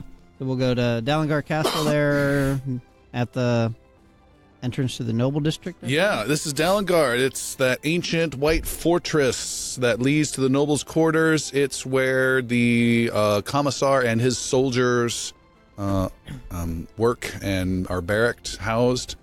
These are not your city guards. They leave that for the more corrupt city guards. These are guys that are very, very loyal to the city, in particular loyal to the commissar, more so than even loyal to the Empire. They really love him to death. You approach this place. It has got white walls, lots of white towers around it with white fencing that blocks off the nobles' quarters. There's a giant gatehouse that people can approach. A couple wagons are coming and going, being inspected by guards. It's got red caps to all of these different towers. and you can hear guards marching and moving around. You can also see as you approach the gatehouse from your distance that there is a large cannon being moved around. You haven't seen many of those. So they have some sort of artillery piece type thing, and they're moving that around and attaching it to a Maybe couple we should horses. get out of here before the siege happens. No, let's fight some orcs. Now that you've allowed them in, Buck wants to kill them. I don't like the idea of being fenced in. Well, let's see. Not Let's being see. able to Let's get see out what of this the city. captain has to say. Maybe. Walls are closing in on me. An elf with PTSD. You're at the gatehouse. A soldier comes out wearing a really strong, serious-looking plate armor with all the great colors of the city around it that slightly differentiates him from the city guard. He stands out, big square shoulders, and says, "Hold, state your business." I flash my bracers at him. Ching ching, like Wonder Woman. Yep. I'm on in the Yabale 4. Oh, right this way, gentlemen. What? I like it. He motions you in, double checking his clipboard, which does indeed say Yabael 4. The best day ever. You are taken in to the gate, past the cobbled streets that lead up to the noble quarters, and instead taken towards barracks areas. There are about 20 soldiers, younger guys, not armored, doing some drills with wooden swords, smacking each other in unison and different motions. Avius immediately heads that direction. I snatch him back. And pull him over? Yeah, All right. Don't Stay on track. wander, Mr. Wizard. They're not for you. Yet. You are taken through an archway into a smallish sitting area where you can some food and some water's just put out. It's not a fancy area. It's like a mini mess hall type area. And the guard motions towards it just as a door opens and a higher ranking officer comes striding in boldly. Also armored and looking nice. Has his helmet under his arm with some little plume type thing. Walks over with a long sword at his side. And says, one of you is Yabael? You're the Yabael 4. That's correct. I am Elmon Yabale. And these are my companions. He says, I'm Captain Ryson. And he shakes your hand firmly. Very well. It's a pleasure to meet you. I've heard good things about you and your team. You're Yes. just smiling Yay. big. Ever. I've heard... Put together a good crew. yes. You've clean... Avius' expression right now. Fireball is just slowly growing in his hand. His eyes are just glowing orange. He's calculating the arc of his acid cone. Right? Yes, I heard you cleared out a troublesome spot over in the north quarter area. And also heard your group was responsible for taking down that mechanical monstrosity back last winter. No, that was not this. That was the Katoran 4 who did that. You've misheard. Formerly known as the Katoran 4. Now it's Jefferson Starship. He says, well, you've come recommended from one of our sergeants. He And has a cold. The old man's constitution is a little low. And the commissar happened to remember a bit of your name as well and mentioned you. We have need of some help. We're in actually a bit of a dire situation here. If you've heard any rumors recently, there's a bit of an orc situation that's been brewing.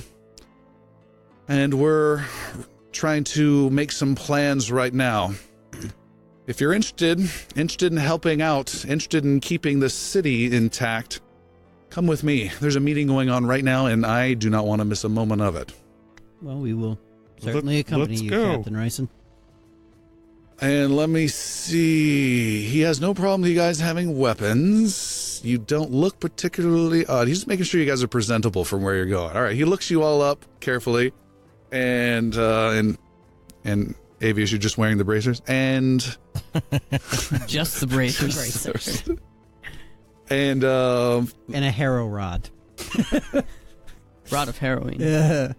and he strides boldly off.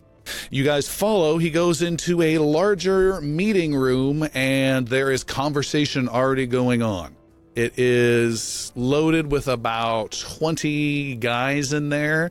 These are veteran soldiers arranged in a rough kind of circle with a more lit up area in the middle with a giant table where there are several older soldiers that are in an argument right now.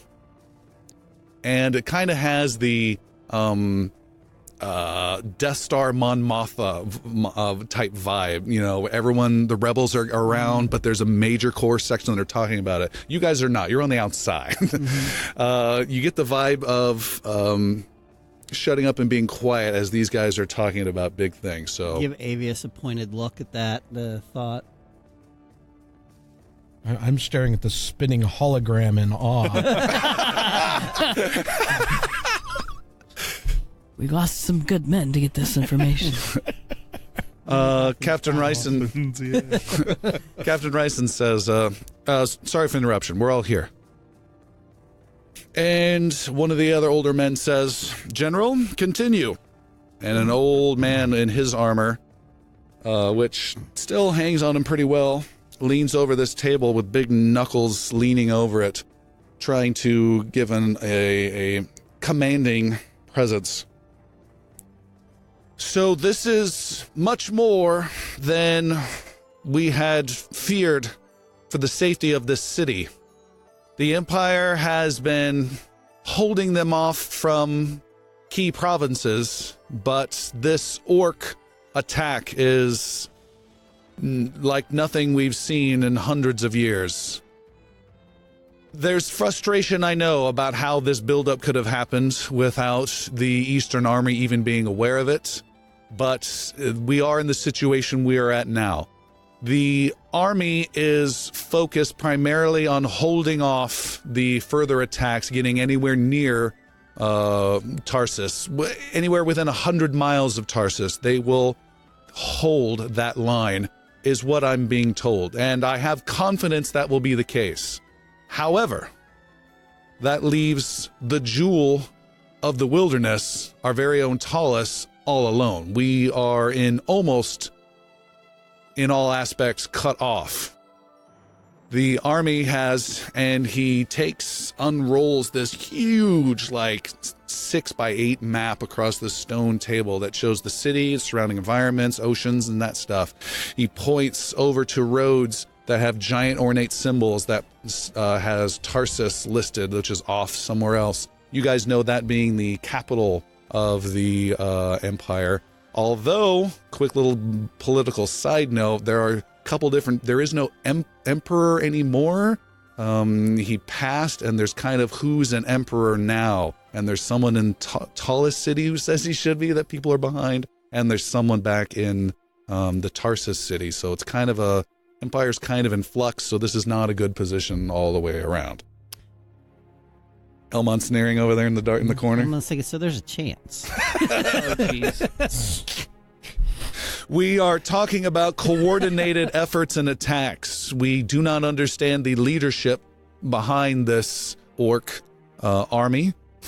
We've known for quite some time that orc warbands are obviously a threat, but how they can be brought together as one force is still unknown to us. They are not alone. They have normally been led by goblin skirmishers, fodder that are sent out initially or out to harass the smaller communities. They also have some larger assistance in the form of ogres. There have been reports of giants aiding them, but we cannot verify that. Those might just be ogres as well. But we cannot expect that. The commissar, and he nods, and you see the commissar is standing in the dark corner himself, as though he's a nobody, just watching his general's plan. Creepy. The commissar has authorized his guns to be repositioned across the city. We will set up protections across the walls. Our forces will be set up. We will come up with an attack plan and a defense plan for the city, and we will have that to you by the end of the day.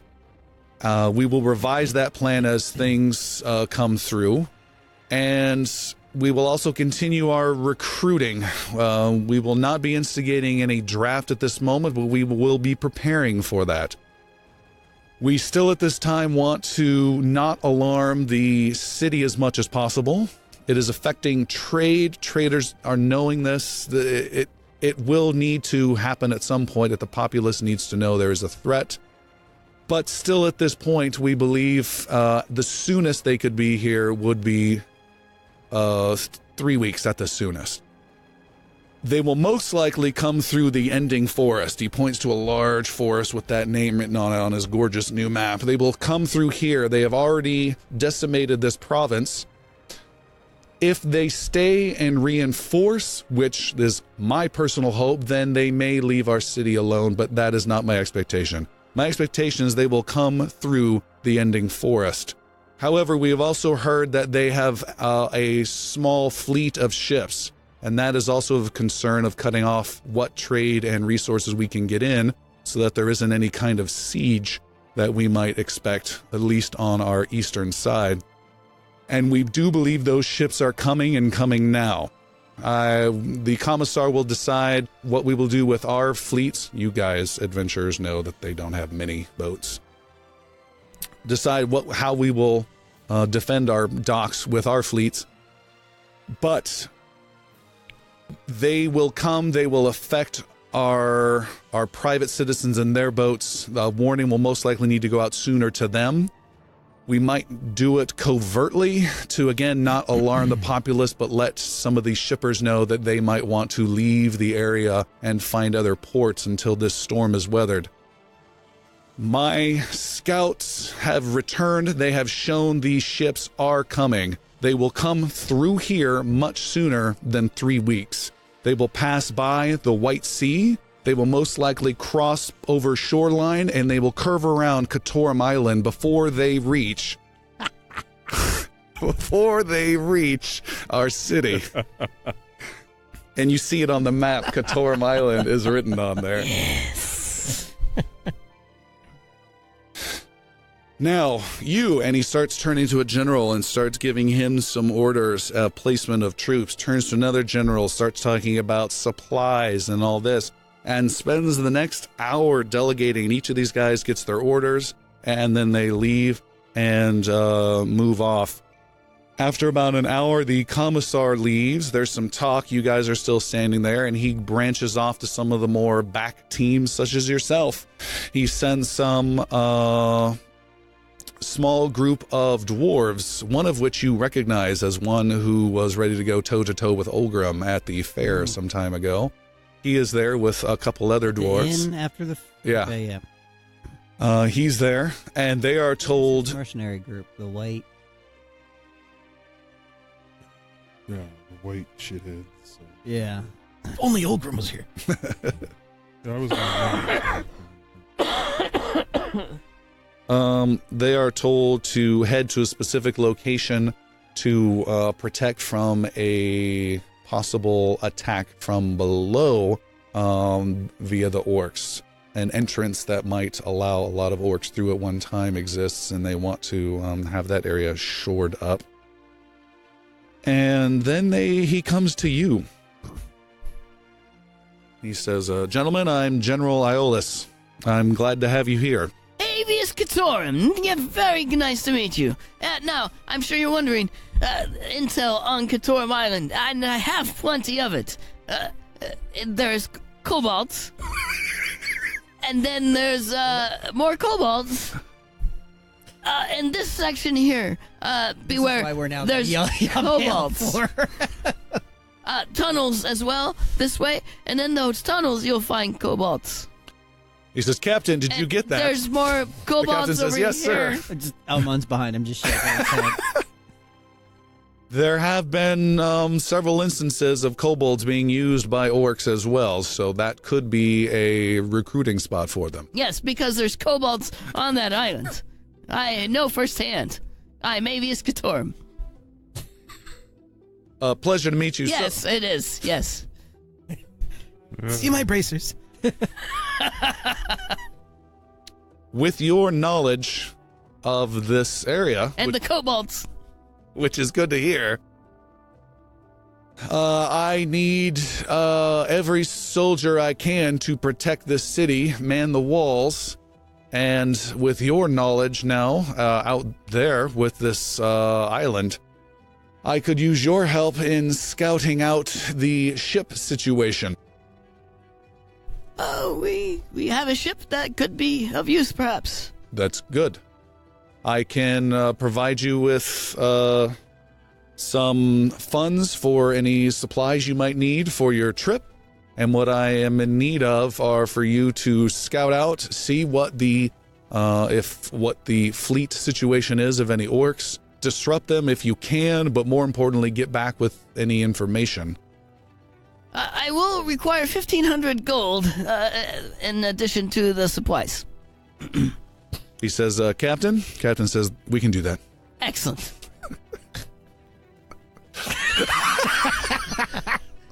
You're not doing a very good job of leading your crew here, elf. He believes he's delegating silently. Yeah, sometimes you just gotta let him run. We're even. No, we're I'm nowhere close. Pardon me, General. No, I just paid you back. No, we were getting that money anyways, but Pardon me, General. Why specifically examining the seas? You had another contingency of orcs that was going on, I believe it, and I'm pointing over at the map where they were off to the east. Mm-hmm. You were hoping that they would hole up. Reinforce. The reinforce, yes. Rather than continue their movement. What would cause that? That's where I have my fingers crossed that they will, but all indications point there's a sizable force coming here via land, and I have recent scouts that returned with a heavily damaged ship that will take quite some time to get repaired, that there are boats of orcs as well. That is my immediate concern because they can be here much faster. Was the ship damaged by orc embattlements at sea or by something else? It was damaged by battle and some rocks as well. Not Faerun. He just picked hair off his tongue. Talking to the general. When your beard is this wily. Just you're like a cat, just with a hair. Go on, General. Kobolds. So, if you see orcs, take them out. I can show you again. My captain can show you again where on the map we expect to find them. If you encounter resistance, take them out. If you encounter a lot of resistance, report back with numbers and locations and expected movement. we will do what we can. And he says, good, Captain. And the general goes to another group. The captain, Ryson, comes up to you and says, so, what kind of questions do you have? Well, where exactly do you want us to go? Well, I'd start by getting a hold of your ship you said you had. Maybe we gotta sort that out. Well, if you need some funds for that, that can also be provided. 1,500 gold, yes. Yes, I will get you the 1,500. And I would swing out towards here, and he starts pointing on a map. It's It's split 4 ways. You understand? and then that you can take. No, that that's mine. There's a map here he's pointing at. I'm just making notes. As we Yeah. bicker, Our cartographer is. if you want to call him that. Have you seen his maps? No. There's a I go reason. blind each time. He points between where Talus is, and he says, follow the coastline around towards the east, and there's a big bay. He says you might scout out this bay or cut straight across if you're not seeing anything at all. I would absolutely imagine by the time you get to shoreline, which is a named section of sea, by the time you get there, you are going to run into trouble. If you don't, you may want to push on even further to scout with anything. Just be careful you don't get cut off by any vessels. We should head out straight away then. Let's gather our things and be on our way. Okay. All agreed? Yeah. All right. Who's ready for adventure? You guys head out. You leave the fortress, you head back to your place and restock up on supplies and do a montage of putting on armor and sheathing blades and putting on bandanas. More boats. The goblin's excited. Can I have gotten an actual shield between now and then? Yep. Okay. Just grab one from the armory. But you're running out of room to hold things. You've got a lot of weapons, and now adding shields to sling on your back. I have a sword, a bow, a dagger. A rapier. A cart. Well, That's his. my That's a sword, Pony. and a crossbow on top of all of that. I don't have the crossbow. Ooh, a crossbow. And a buckler. The hold on. Buckler's being traded for the shield. Crossbow goes to Rill. All right, that'll work totally fine. Yeah. So I mean, I have a shield now? No. crossbow. I have a You have crossbow. your little crossbow you wanted. Oh, I have a little crossbow. Cool. Yeah, All right, that's cool. a light crossbow, as it were. Is it a normal? Yeah, it's 1d6. Okay, just want to make sure. That I need to. Yeah. Okay, I'm good. Thank you. All right. Yeah. So is that Totally fine. fair? I mean, Totally fine. You know, one ranged, one melee, and a dagger. But Good. okay. Okay. What else? We're gonna leave detailed instructions with Samara, Okay. not Yash, about the care of the household, and she's in charge. Okay. She takes that duty seriously. Puck tells Olgrim, checks in with Olgrim, tells him what we're up to. Okay. And then I guess we're gonna go down to Get the out. docks. Well, okay, so we do need to talk about who we're... Because I was thinking of contacting from way back, Yeah, Captain. Captain Relace. Yeah, Yeah. she's around. Yeah. Of course she is. The Pretty bold. Yeah. But all right. Of course. nettle. Yeah. So we'll see if the nettle's in port. All right. There we go. We also, in the meantime, leave instructions for Samara and Yash to keep eyes and ears open for an area or a surname of Banewarn. But they're not going to really leave the house. They'll have to go get supplies, feed themselves. We can things. We can leave? we can set Gannis on a mission to find out about the Bane Warrens. So Gannis will be our little runner. The little kid. Yeah. Okay. We'll throw him right in harm's way. It'll be fine. And for any of you listeners that happen to know the tallest setting, they did just say they're sending the young boy Gannis to look for information about the Bane Warrens. They did just say that. Continue. Yeah. Sure, it'll be fine. Yeah. We'll tell him to be careful. Mm-hmm. We spell Artolis different than Yeah, that's totally different. than the other one. So Yes. Yeah. Let's go down to the docks. Okay. Is the Netherland in port? You guys head down to the docks Before we leave, yes. Rill gives one last spin or tug to the safe there. Oh, okay. You want to check out the safe? Yeah, he's had a plot of numbers in his head and Good ways call. to open it. He thought he'd give it another another. All right, Rill, you're there. You're kind of stumped looking at this strange series of dials. You bring in your crack team of safe crackers, which is Avius and Elmon. You've had them many times here and all butted your heads and can't get any further. You think you've got an idea, and you call in your team. Avius, you take a look at these strange dials and need to make an intellect or a skill roll, actually. What kind of skill? I don't have my list of skills handy here. Intimidation. Yeah. I never know. There it is. Skills. I would say you can do an investigation roll. 12. 12. You're looking at these dials. You start trying to manipulate things. You can't quite figure it out. You think it needs some more deft hands. And Elmon, you break out some thieves' tools.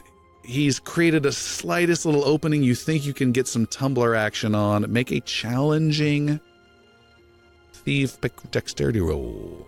Tumbler. 7. And Rill, you just have no idea how to... Yeah. I thought I had an idea. Sorry. Docks. To the docks. Sorry, I had to try it. You guys head down to the docks. Oh, well. And I believe this is the first time you've been back since, like, the first adventure. Yeah. It's been a while. Crazy.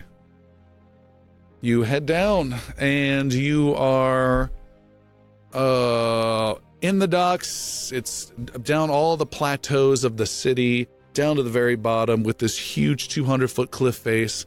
It's crazy slanted buildings that look like they're all going to tumble down, made of wood. Big docks there with multiple ships in port. You can see there's a military official ship that has lots of workers working on it. Looks to be in quite a bit of disrepair, which is not too encouraging. And there is one section of dock that has a decent-sized ship that's all by itself, and that is the Nettle. Is there. We march up to the Nettle. All right. You march up. Come aboard. A old, thin-haired head pops up of Anthe, the deckhand first mate, and he sticks his head out. Anthony, we're Says- going to come aboard. Hello there. Who are you? The Yabale 4, here to see Captain...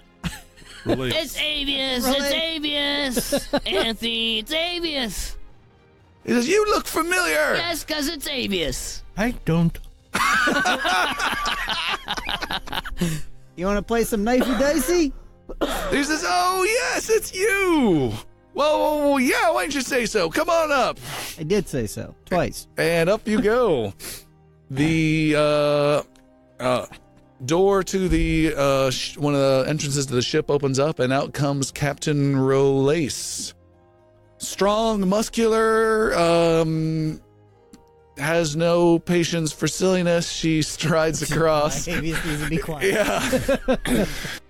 She strides across and says, hello there. It's been some time since we've seen each other. Captain Rolace, we have been making some headway in the city, and we have been authorized by the city guard and the commissar to effect payment for transport down the river to do a little bit of scouting. It would not be down a river. It would be along. Up the coast. Yes. Along the coast. And we've been authorized to effect payment from the city itself.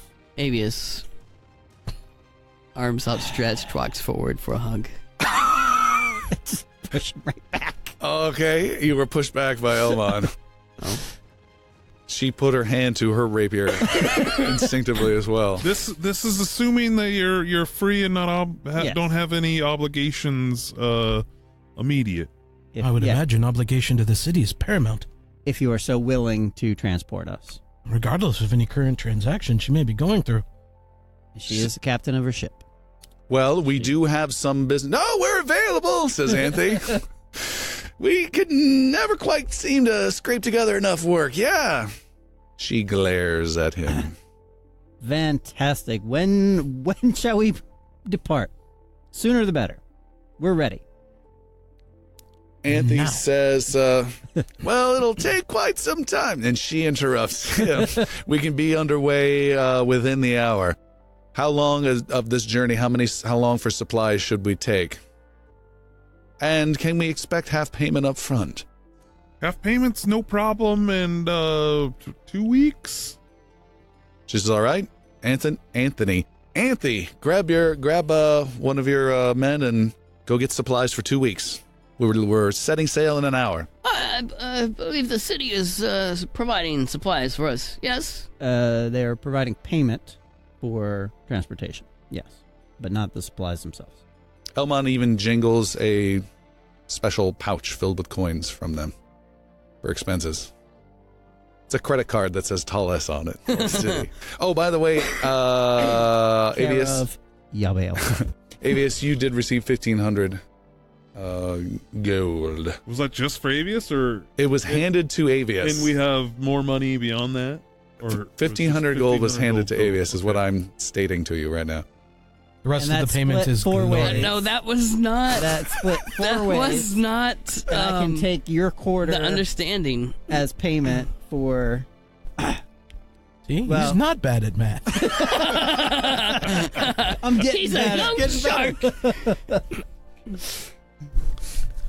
Okay. And she says, you're welcome to come aboard. And there's room down here where you can stay. And she takes you over there and says, and as always, stay clear of that door, she says, pointing to the forecastle. Forecastle. Forecastle! Forecastle. To the forecastle. Forecastle. She says, stay clear of that door and we will have no problems. And how is that spelled? Forecastle. Forecastle. Okay. Yeah. That's yeah. Okay. That's a weird one. What did you want? Did you want to do anything special? Pester the captain real quick. Oh, sure. Is this ship armed? Does it have armaments? We have some limited armaments, and she has this harpoon gun thing. Brill just goes and haphazardly checks that. Like he knows, Okay. but he just goes and checks it out. All right, it's a harpoon gun. She's got several harpoons on it with a line that can be attached. All I'm doing. All right. Elmon will kind of brief Captain Roles about what the nature of our mission is. She takes you to her quarters, and you're able to show her on some maps, which do not have any Katorum name. I will Drawn I will on be them. like, oh, I see this is a little old. You're gonna point it out? Katorum Island right there. She says, oh, the unnamed island I took you to last time? Yeah, Yes. it's actually gained a name since then. Gabriel Island.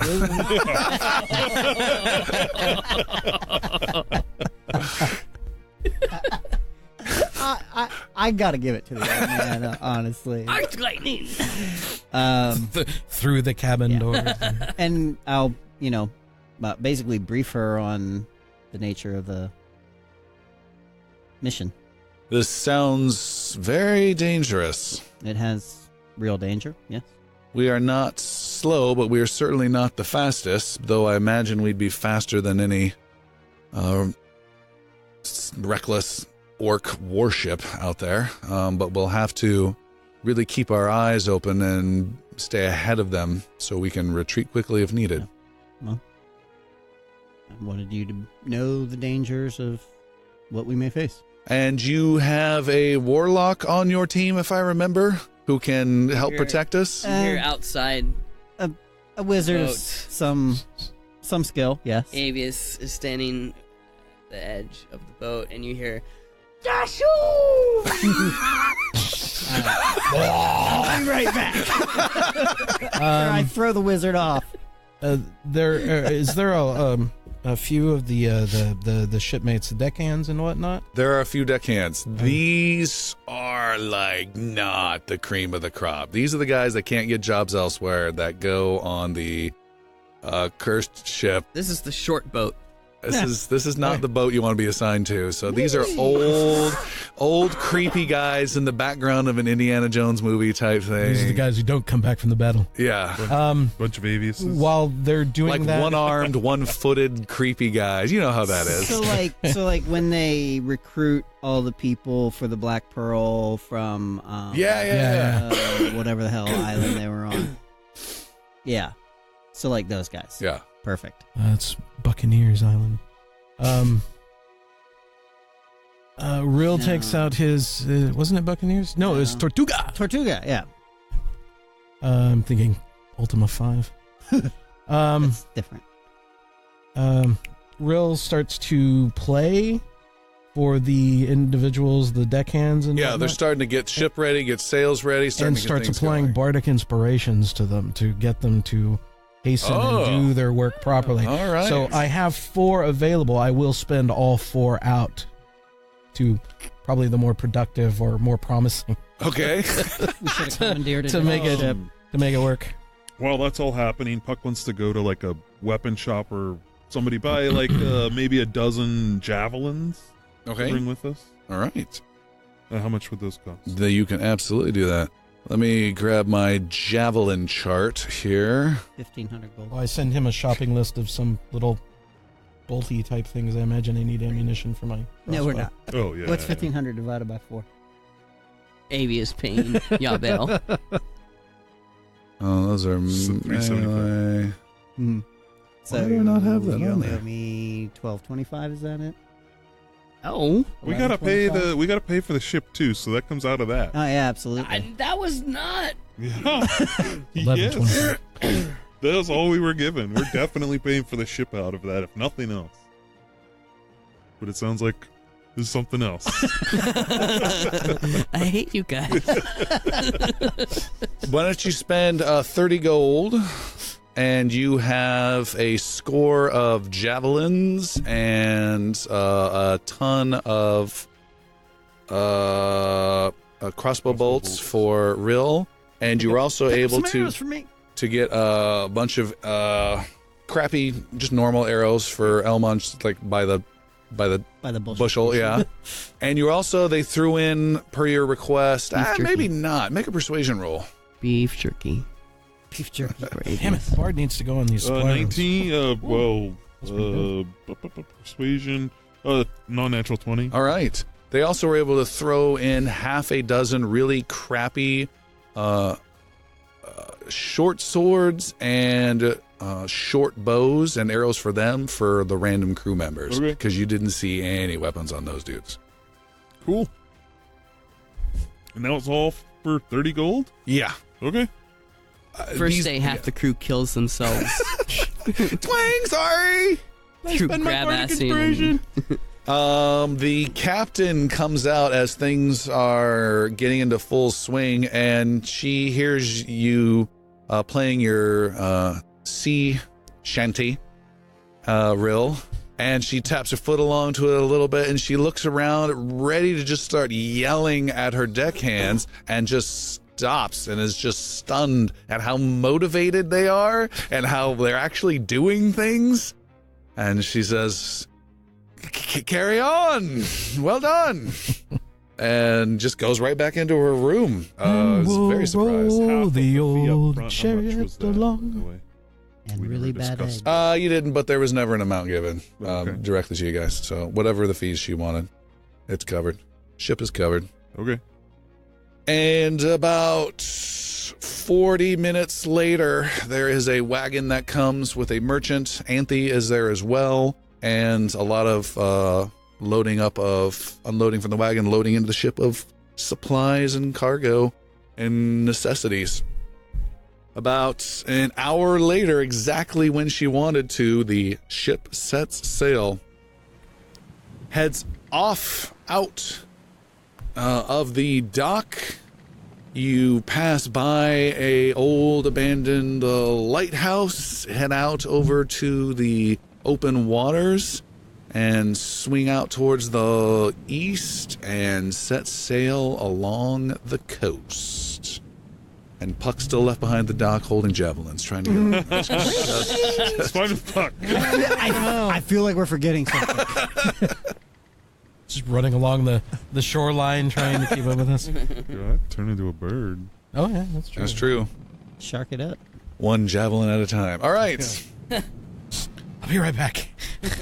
The Nettle sails and is going for quite some time. Anything you guys want to do unusual? Otherwise, I will fast forward time. Yeah. No. No? Okay. Knifey dice. Avius is nude sunbathing, Oh. but that's not unusual. This is not a yacht cruise ship. Mojitos are not being brought to you on the aft lounge deck.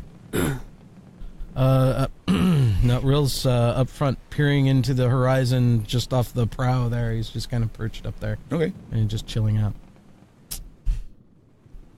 It is day 3 of you going along the coast. There are at least 2 people that are on constant watch set by the captain. You guys can certainly pitch in if you want. Elmon certainly will. For sure. One is keeping an eye in a general 360 on a crow's nest. And then there's another one always on the bow looking straight ahead where you guys are headed as you're plunging east towards where these ships are known to be. Elmon will spend as much time as he can in the crow's nest. Okay. And what was I going to say? On day 3, Puck and Avius, you guys are eating down in this really dark, crappy little galley sleeping area that smells like pee because sometimes they pee.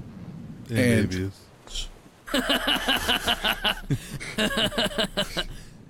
It And just basically smells like Avius.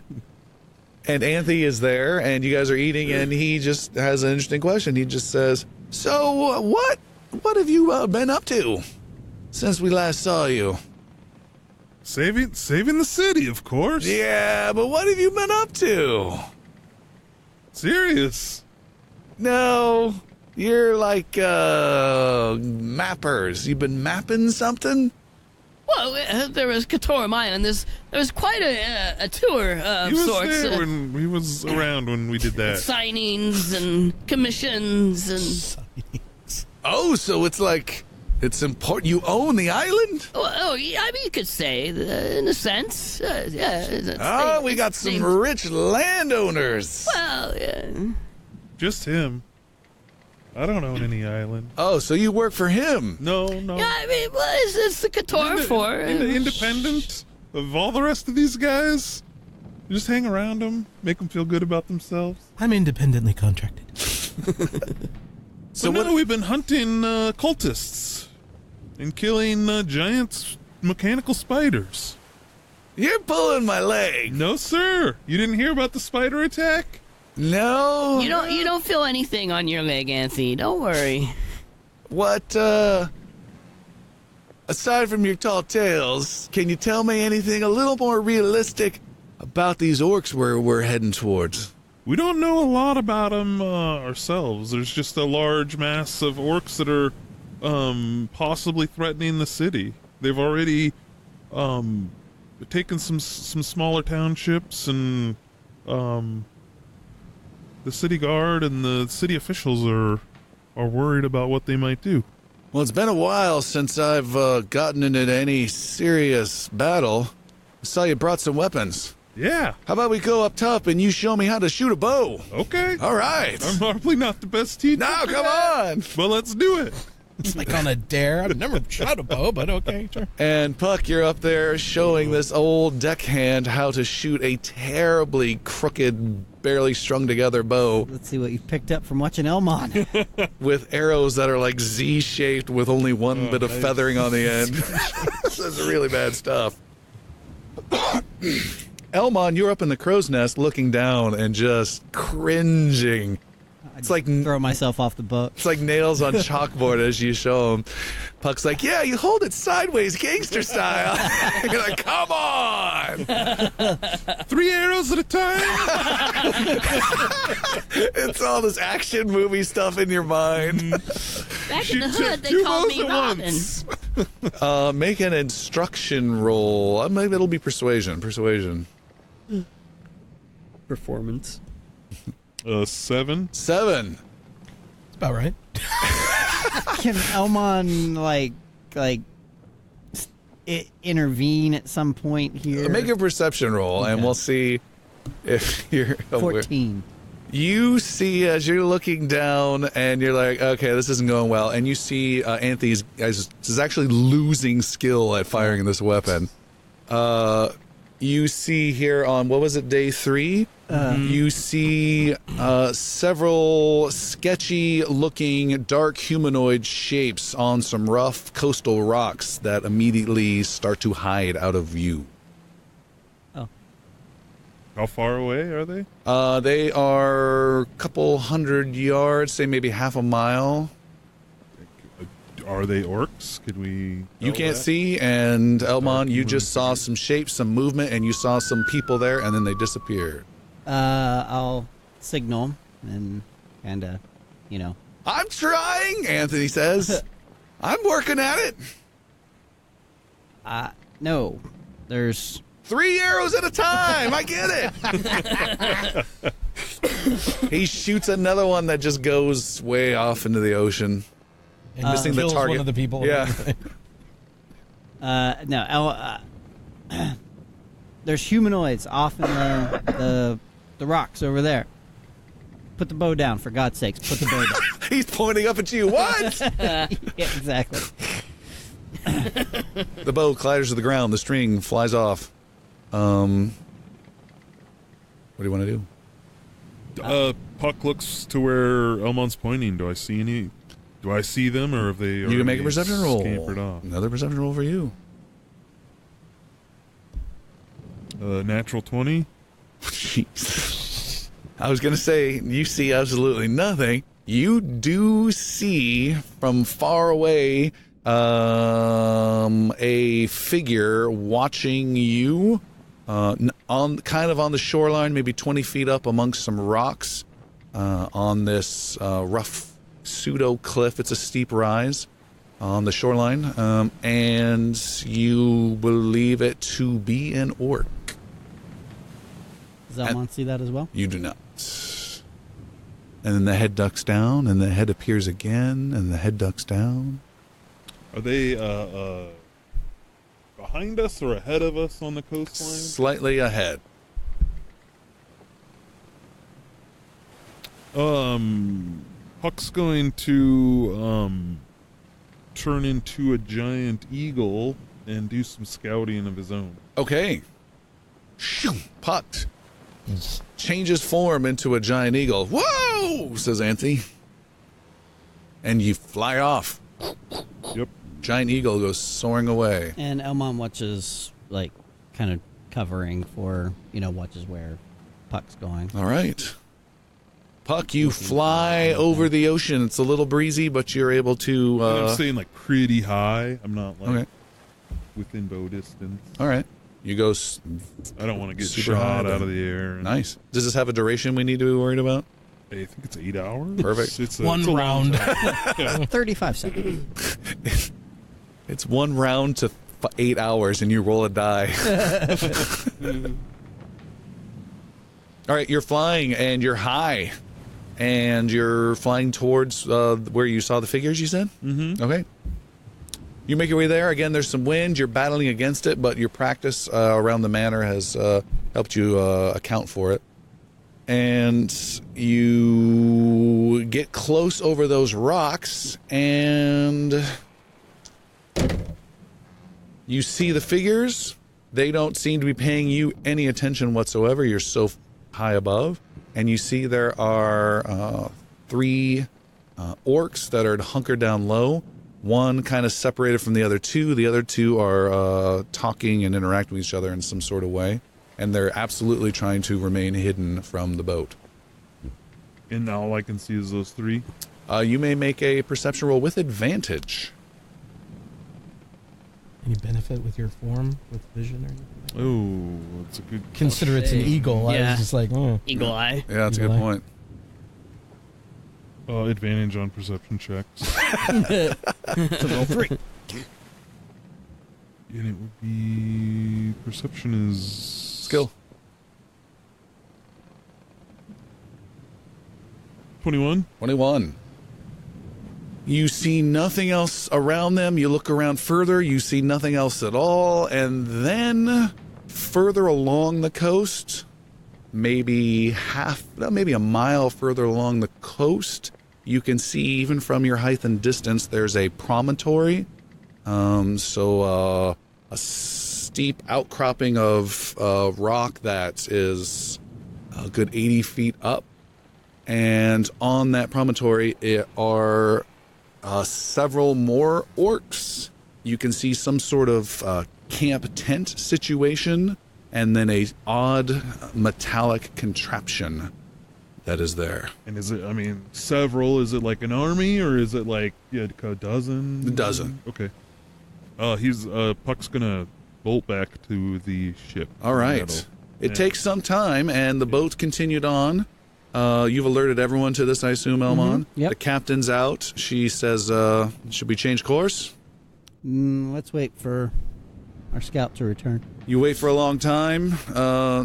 Rill finally calls out that you see the eagle returning, and Puck finally comes back and lands and just starts going, "Ka-ka-ka! Ka-ka-ka!"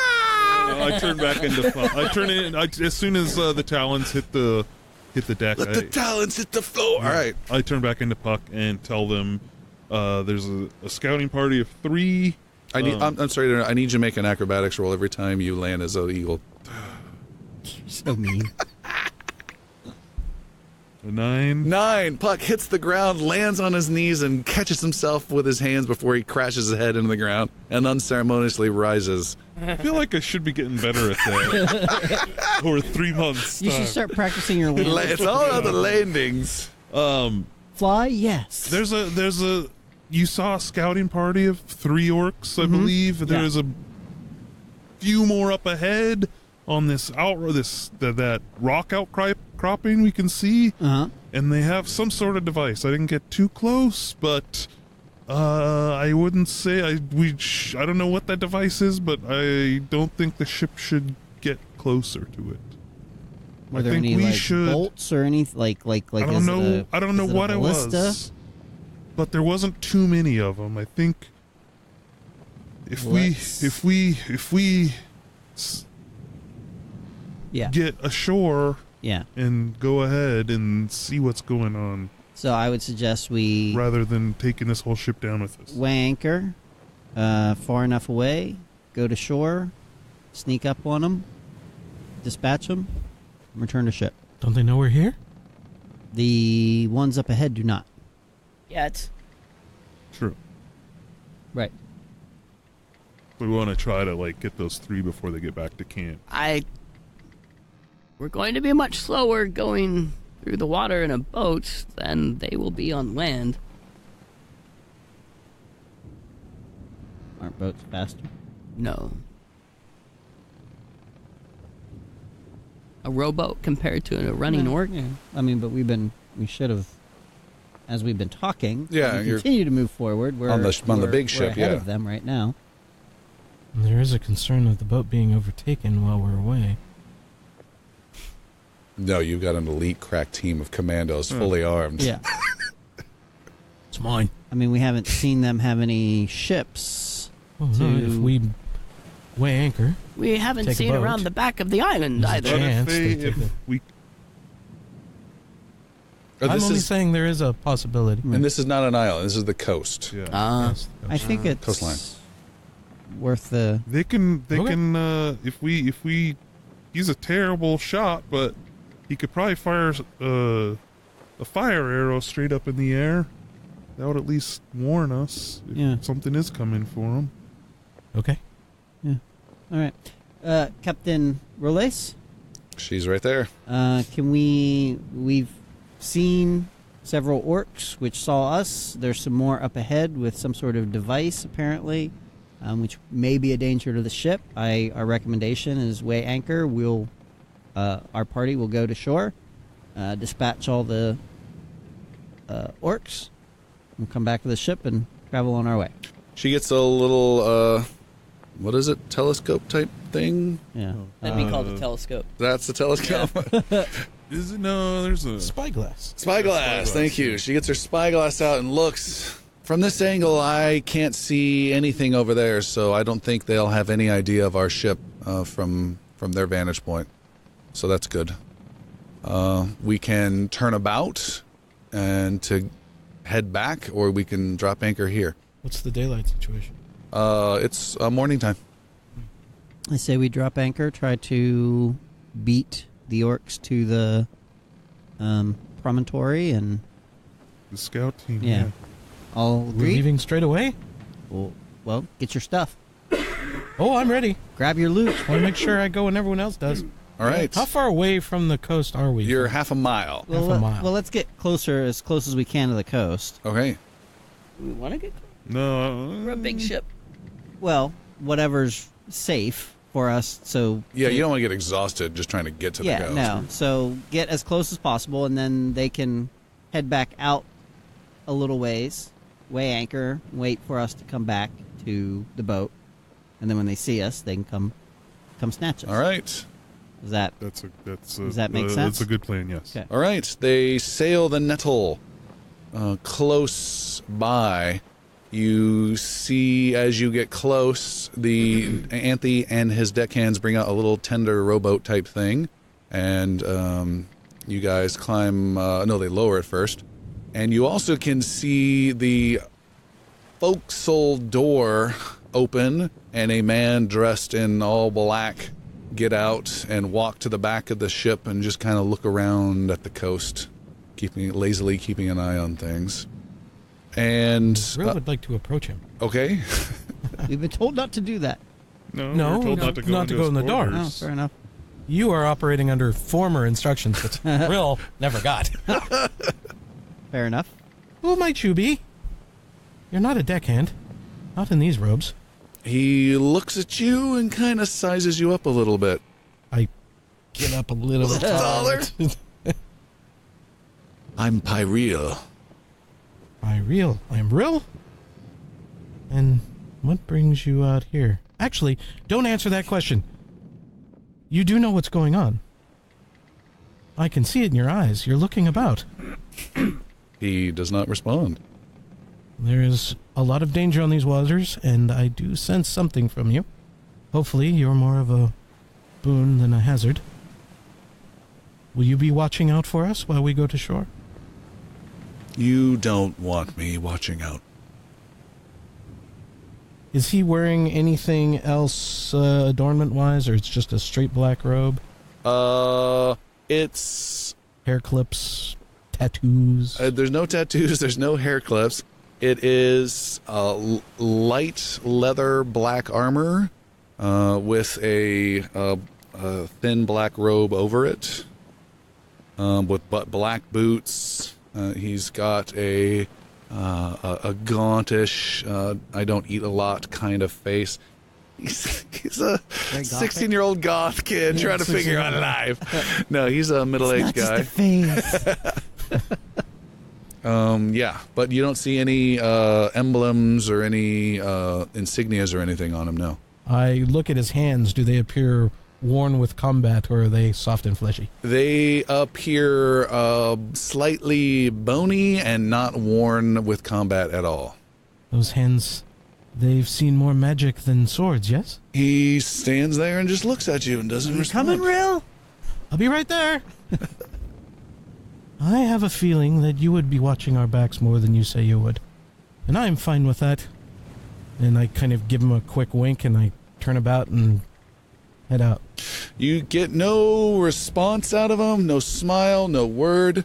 And as you head towards your friends, walking down the last steps down to the main deck, you hear him say, "Good luck."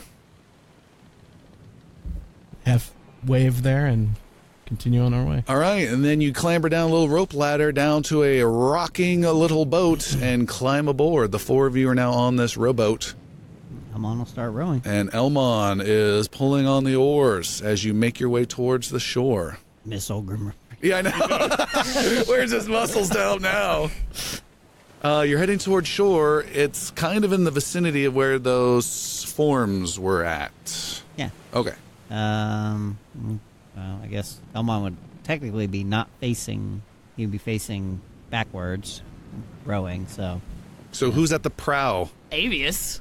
Oh, yeah, maybe. Avius pushes Rill out of the way. And is Hey, at you the already- prow. your You already claimed perception's it. much better. I know. Maybe. What? Go ahead, Real. Woohoo! Puck's at the opposite, the back end, like watching our backs, watching the ship, like Okay. scanning the horizon rather than. All right. AKA curled up in a fetal position, crying. Yeah, he's not super happy about this rickety ass. Still on the ship. And where'd it go? You get closer and closer to the. Who's up front, Rill? Closer and closer towards. Party formation on this. Oh, yeah. All right. As you get closer to the shore, the rocks ahead loom. There's easily area around them to beach the small wooden boat. Hey, Fezzik. I was just thinking that. And you see it's essentially some rocks around a beach, tall rocks, and then broken terrain and kind of a 100-yard wide gentle rise up with a cliff on either side of that rise. Cliffs of Insanity! And the cliff on the right is the one that leads to that promontory. And then there's some rough little grass that's just starting to grow, and then more rocks that dot that rise. More so, it's just guiding the boat, and really you're giving some directions. And everything disappears under some waves. You rise back up. It's a little choppy, and we need some sort of vehicle transport roll. Yes! He has been waiting Oh, wait. all campaign. It does say land vehicle. Land vehicle only! No roll benefits! I'm going to make that roll. What attribute is it based off of? It's just says +3 with land vehicles, so I right. have no idea. Let's just do Constitution. Let's make a Constitution roll for you. Okay. Natural 20. Whoa! Wow. He picks up the skill. Do I You get to add sea vehicles to that? you do. Oh. You do. Because it's never coming up again. You We'll see about that. We're gonna have to row the boat back. Exactly. You row like crazy, like you were an old salty sea dog. You've got it. You watched Olgrim do it. You knew you Yes. could do better. Yep. And you're rowing like crazy. You're following the directions. You look over your shoulder. You guide. You're interacting with the waves to ride them well. And the only time you hit waves awkwardly is whenever Avius stands up to move at all on the boat. But other than that, it's perfectly smooth. And as you close in, you hear Rill give off a yelp of incoming as an arrow comes flying through the air. Ah, what was that? And the arrow comes flying at you, Rill, at you, Rill, and at you, Rill, with a miss, an 18, and a 24. Those last two will certainly hit. Oops, sorry, hold on. 2 more incoming. It's a trebuchet. It's a 17. It's a 2 17s. They'll both hit. Okay, I was giving disadvantage because of your crazy rocking boat. Rill, you are hit for 6 points of piercing and 6 points of piercing. You can see Rill get knocked down. Puck, you can see as you're closing in, you're about 120 feet away from 121 feet away from the wizard. Oh, you No. son of a- 120 feet away from 3 orcs that are firing from the rocks. As I fall back, I point. They're over there. They see us. Elmon will row very hard at that point. All right, you're rowing You hard. got a How far away are they? 120 feet. nice 120 little feet. cantrip spell that can hit 120 feet. Oh, can it? Yeah. All right. They do have some cover. Doo-doo-doo. What cantrip spell are you casting, Puck? Eldritch Blast. And that's an attack roll. Mm-hmm. They have half cover. It gives them bonus armor class. I'm ready. Go for it. 14. Hits their cover. Okay. Eldritch Blast, lights and smashes. Avish, you got something? Yeah. Firebolt. Firebolts.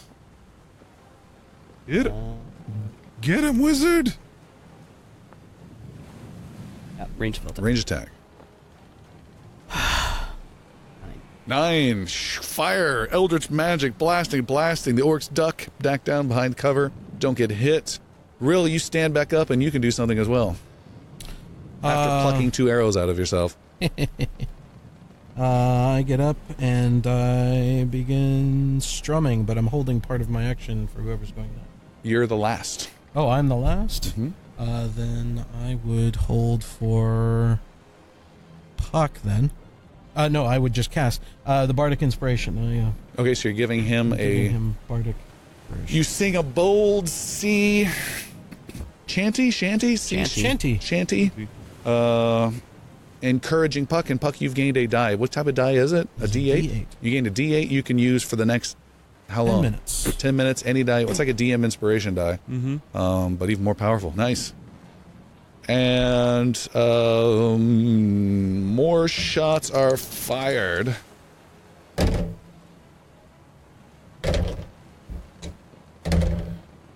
Puck, you take the brunt of it, and they land in front of you, to the right of you, and just in the water to the left of you. None of the black arrows hit you. And Elmon, I'm not having you do anything or roll anything because I'm keeping that 20 totally in mind as you are rowing like a madman. Closing the distance. You are now at 100 feet away. What would you 3 like to do? Any order now? Are they all bunched up? 2 of them are right next to each other. And the other one is a little bit further Yeah, away. he's about... I go first, the song continues, and I play for Avius. The song continues. Excellent. You have a Bardic You have a Inspiration. Bardic Inspiration die. Grab a D8 and pull it over. You or me? Who wants to go first? Oh, go ahead. All right. Firebolt again. All right. Mine's only one target. So I'll do it at one of the 2 further ones. They're all the same distance away. It's 2 Okay. on the right of you, head and to the right, and 1 heading to the left, about 20 feet apart. I'll do the one heading to the left. Okay. Firebolt. And the way inspiration works, You remind can- me. Before he makes a determination, I can. you can use it to improve your roll. Yeah, it's very handy. That time it's a 23. Save yourself an inspiration. 2d10. 2d10? Yes, there they are. Can't be used for damage. And that's 17. 17. A firebolt, big, thick firebolt goes arcing out.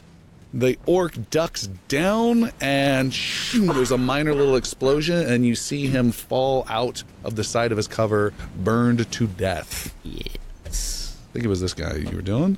Puck. Yeah, the 2 guys, it doesn't happen to be... No, it's not. I will call lightning, which is also at 120 feet, so more than enough. And zap those 2. They need to make dex saving throws. Dexterity, so they were nowhere near as good as that thief guy was. I got a 11 and a 14. No, they both get hit. Full damage. For... Wow. 17 to 21 each. 21 each? Wow. Boom! There's a loud crack of lightning, and both of those orcs are instantly fried and die. Cool. Do you guys need my help? We got it covered, elf. The boat is rowed up ashore. You are attacked by no one else. Hallelujah. Rill pries the arrows out of his chest armor. Oh, I'll give you a level 2 cure wounds. Off of my sword. So it's +3 each. So 15. Wow, Jesus. You're full health. 15 from a level 2 spell is pretty darn high. All right, so we'll stow the boat. Tie it off. Sure. Try and conceal it. Prestidigitation, I assist with that concept and start pushing sand and stuff to kind of shore up the boat and make it much harder to see. Okay. Puck will loot the. Make a survival roll. Probably Will. turn it upside down. Survival roll. What do you want to do, Puck? I want to loot the orcs. Oh, all right. You are able to loot the orcs. They have, what'd you roll? 4. Okay, you make a sandcastle. Can I make a survival roll? This is fun. You may also make a survival roll. Are you good at survival? Yeah, 22. You are able to very successfully conceal the boat. I got this. Just look out for us there, Will. Sand goes in your face. You were able to, Puck, find they have great axes. They have bows with arrows that are better than the ones Yeah, you I'll stow got. all the weapons by the boat. Okay. To bring back. Yeah, normally grabbing all that incidental weapon crap doesn't matter, but in this case, it's actually better. Yeah.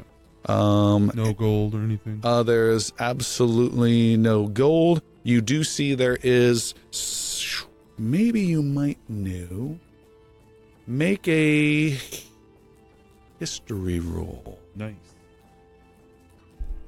22. All right. 22. There is a small, almost like a voodoo doll, rough shape of straw and stuff roped together, and some leather straps. That is a important god idol figure. You can't remember the name. You just know that these violent, attack everything that moves type orcs. These are one of the few things they revere. Small little thing that was hanging off of one of their belts. That is now in your possession. I'll put that in my pack. Are you carefully treating it with all due respect? Nope. Okay. Crumpled into a ball and tossed into the pack. After he's done, I'm going to say, follow me, and start leading the way towards the promontory. All right. You guys go up this slope and then Hold on, wait. holding on. How far away are we from this promontory? As far as time-wise to get there? It's about a mile, half mile. Okay. So when we're half to a quarter mile, still far enough away, Elmon will pass without a trace. Okay. As you guys get close, you're maybe halfway there, moving between some bushes, a few copses of trees. It's not a lot of cover, but you do what you can.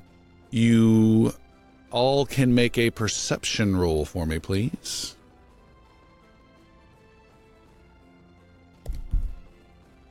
19. 18. Oh, good. 21. 8. All right. Puck, you see I him still got sand in first at a range of about 300 feet is an orc who has some sort of scout who's been watching this very arrival path, and you see him bolt and he runs and he's making his way racing towards How the far promontory. away? 300 feet. You hit that guy with an arrow? I sure can. From 300? I sure can. Yeah, that's like disadvantage though, right? That's Yeah. negative, Ghost Rider. Sharpshooter, you're ranged, attacking at long range does not impose disadvantage on your ranged weapon All attack right. rolls. Elmon aims the arrow, fires, and you all just sit and wait for a while to see the result. Quigley down under. That's 3 Elmon down turns under. later. First shot is going to be a 22 to hit. Arcs out and strikes him square in the shoulder blades from behind. Doing 12 points of damage. He drops dead, or so you think, gets up, wobbles, and starts limping. Second shot is a freaking natural one. Oh! There's a blue mist that appears at your feet. An image of Rill appears gently in front of you. You're very familiar with this. The image changes, but not too much. Instead of a forest, instead of a lake that you had seen before, it zooms in and zooms in even further to where your arrow landed or would have landed, and it redirects your shot. You start to feel like you're more comfortable this way instead of that way. And then Rill turns to you, kind of gives you a little salute, and the image disappears, and you may I wink it. shot. You may make the roll again. I wink it real quick, and this time it is a 25. Hits almost the exact same spot. Drives the same arrow through. Doing 13 points of damage. And he drops again dead, and this time he is dead. Far range, he does not get up again. You look around, you see no other motion. He was essentially sent to investigate what the hell that lightning cracking sound was. And this is one chance for them to get the jump on you, and he is down. It was actually this. Go get me some food. Right, sir. Thump, thump. Oh. You cast Pass Without a Trace not too long after that, and as you guys rise and start to climb up the slope towards this promontory, you can hear orcs arguing up ahead, even a bit of clattering of steel, and you approach to figure out what are they doing and what is this contraption they have. And as this happens, unbeknownst to you, Anthe says, "Captain," and he points, and she says, "I see it." And they can see off in the distance 3 orc ships not too far away, just in view on the way on the sea. And we will stop there tonight. Do it.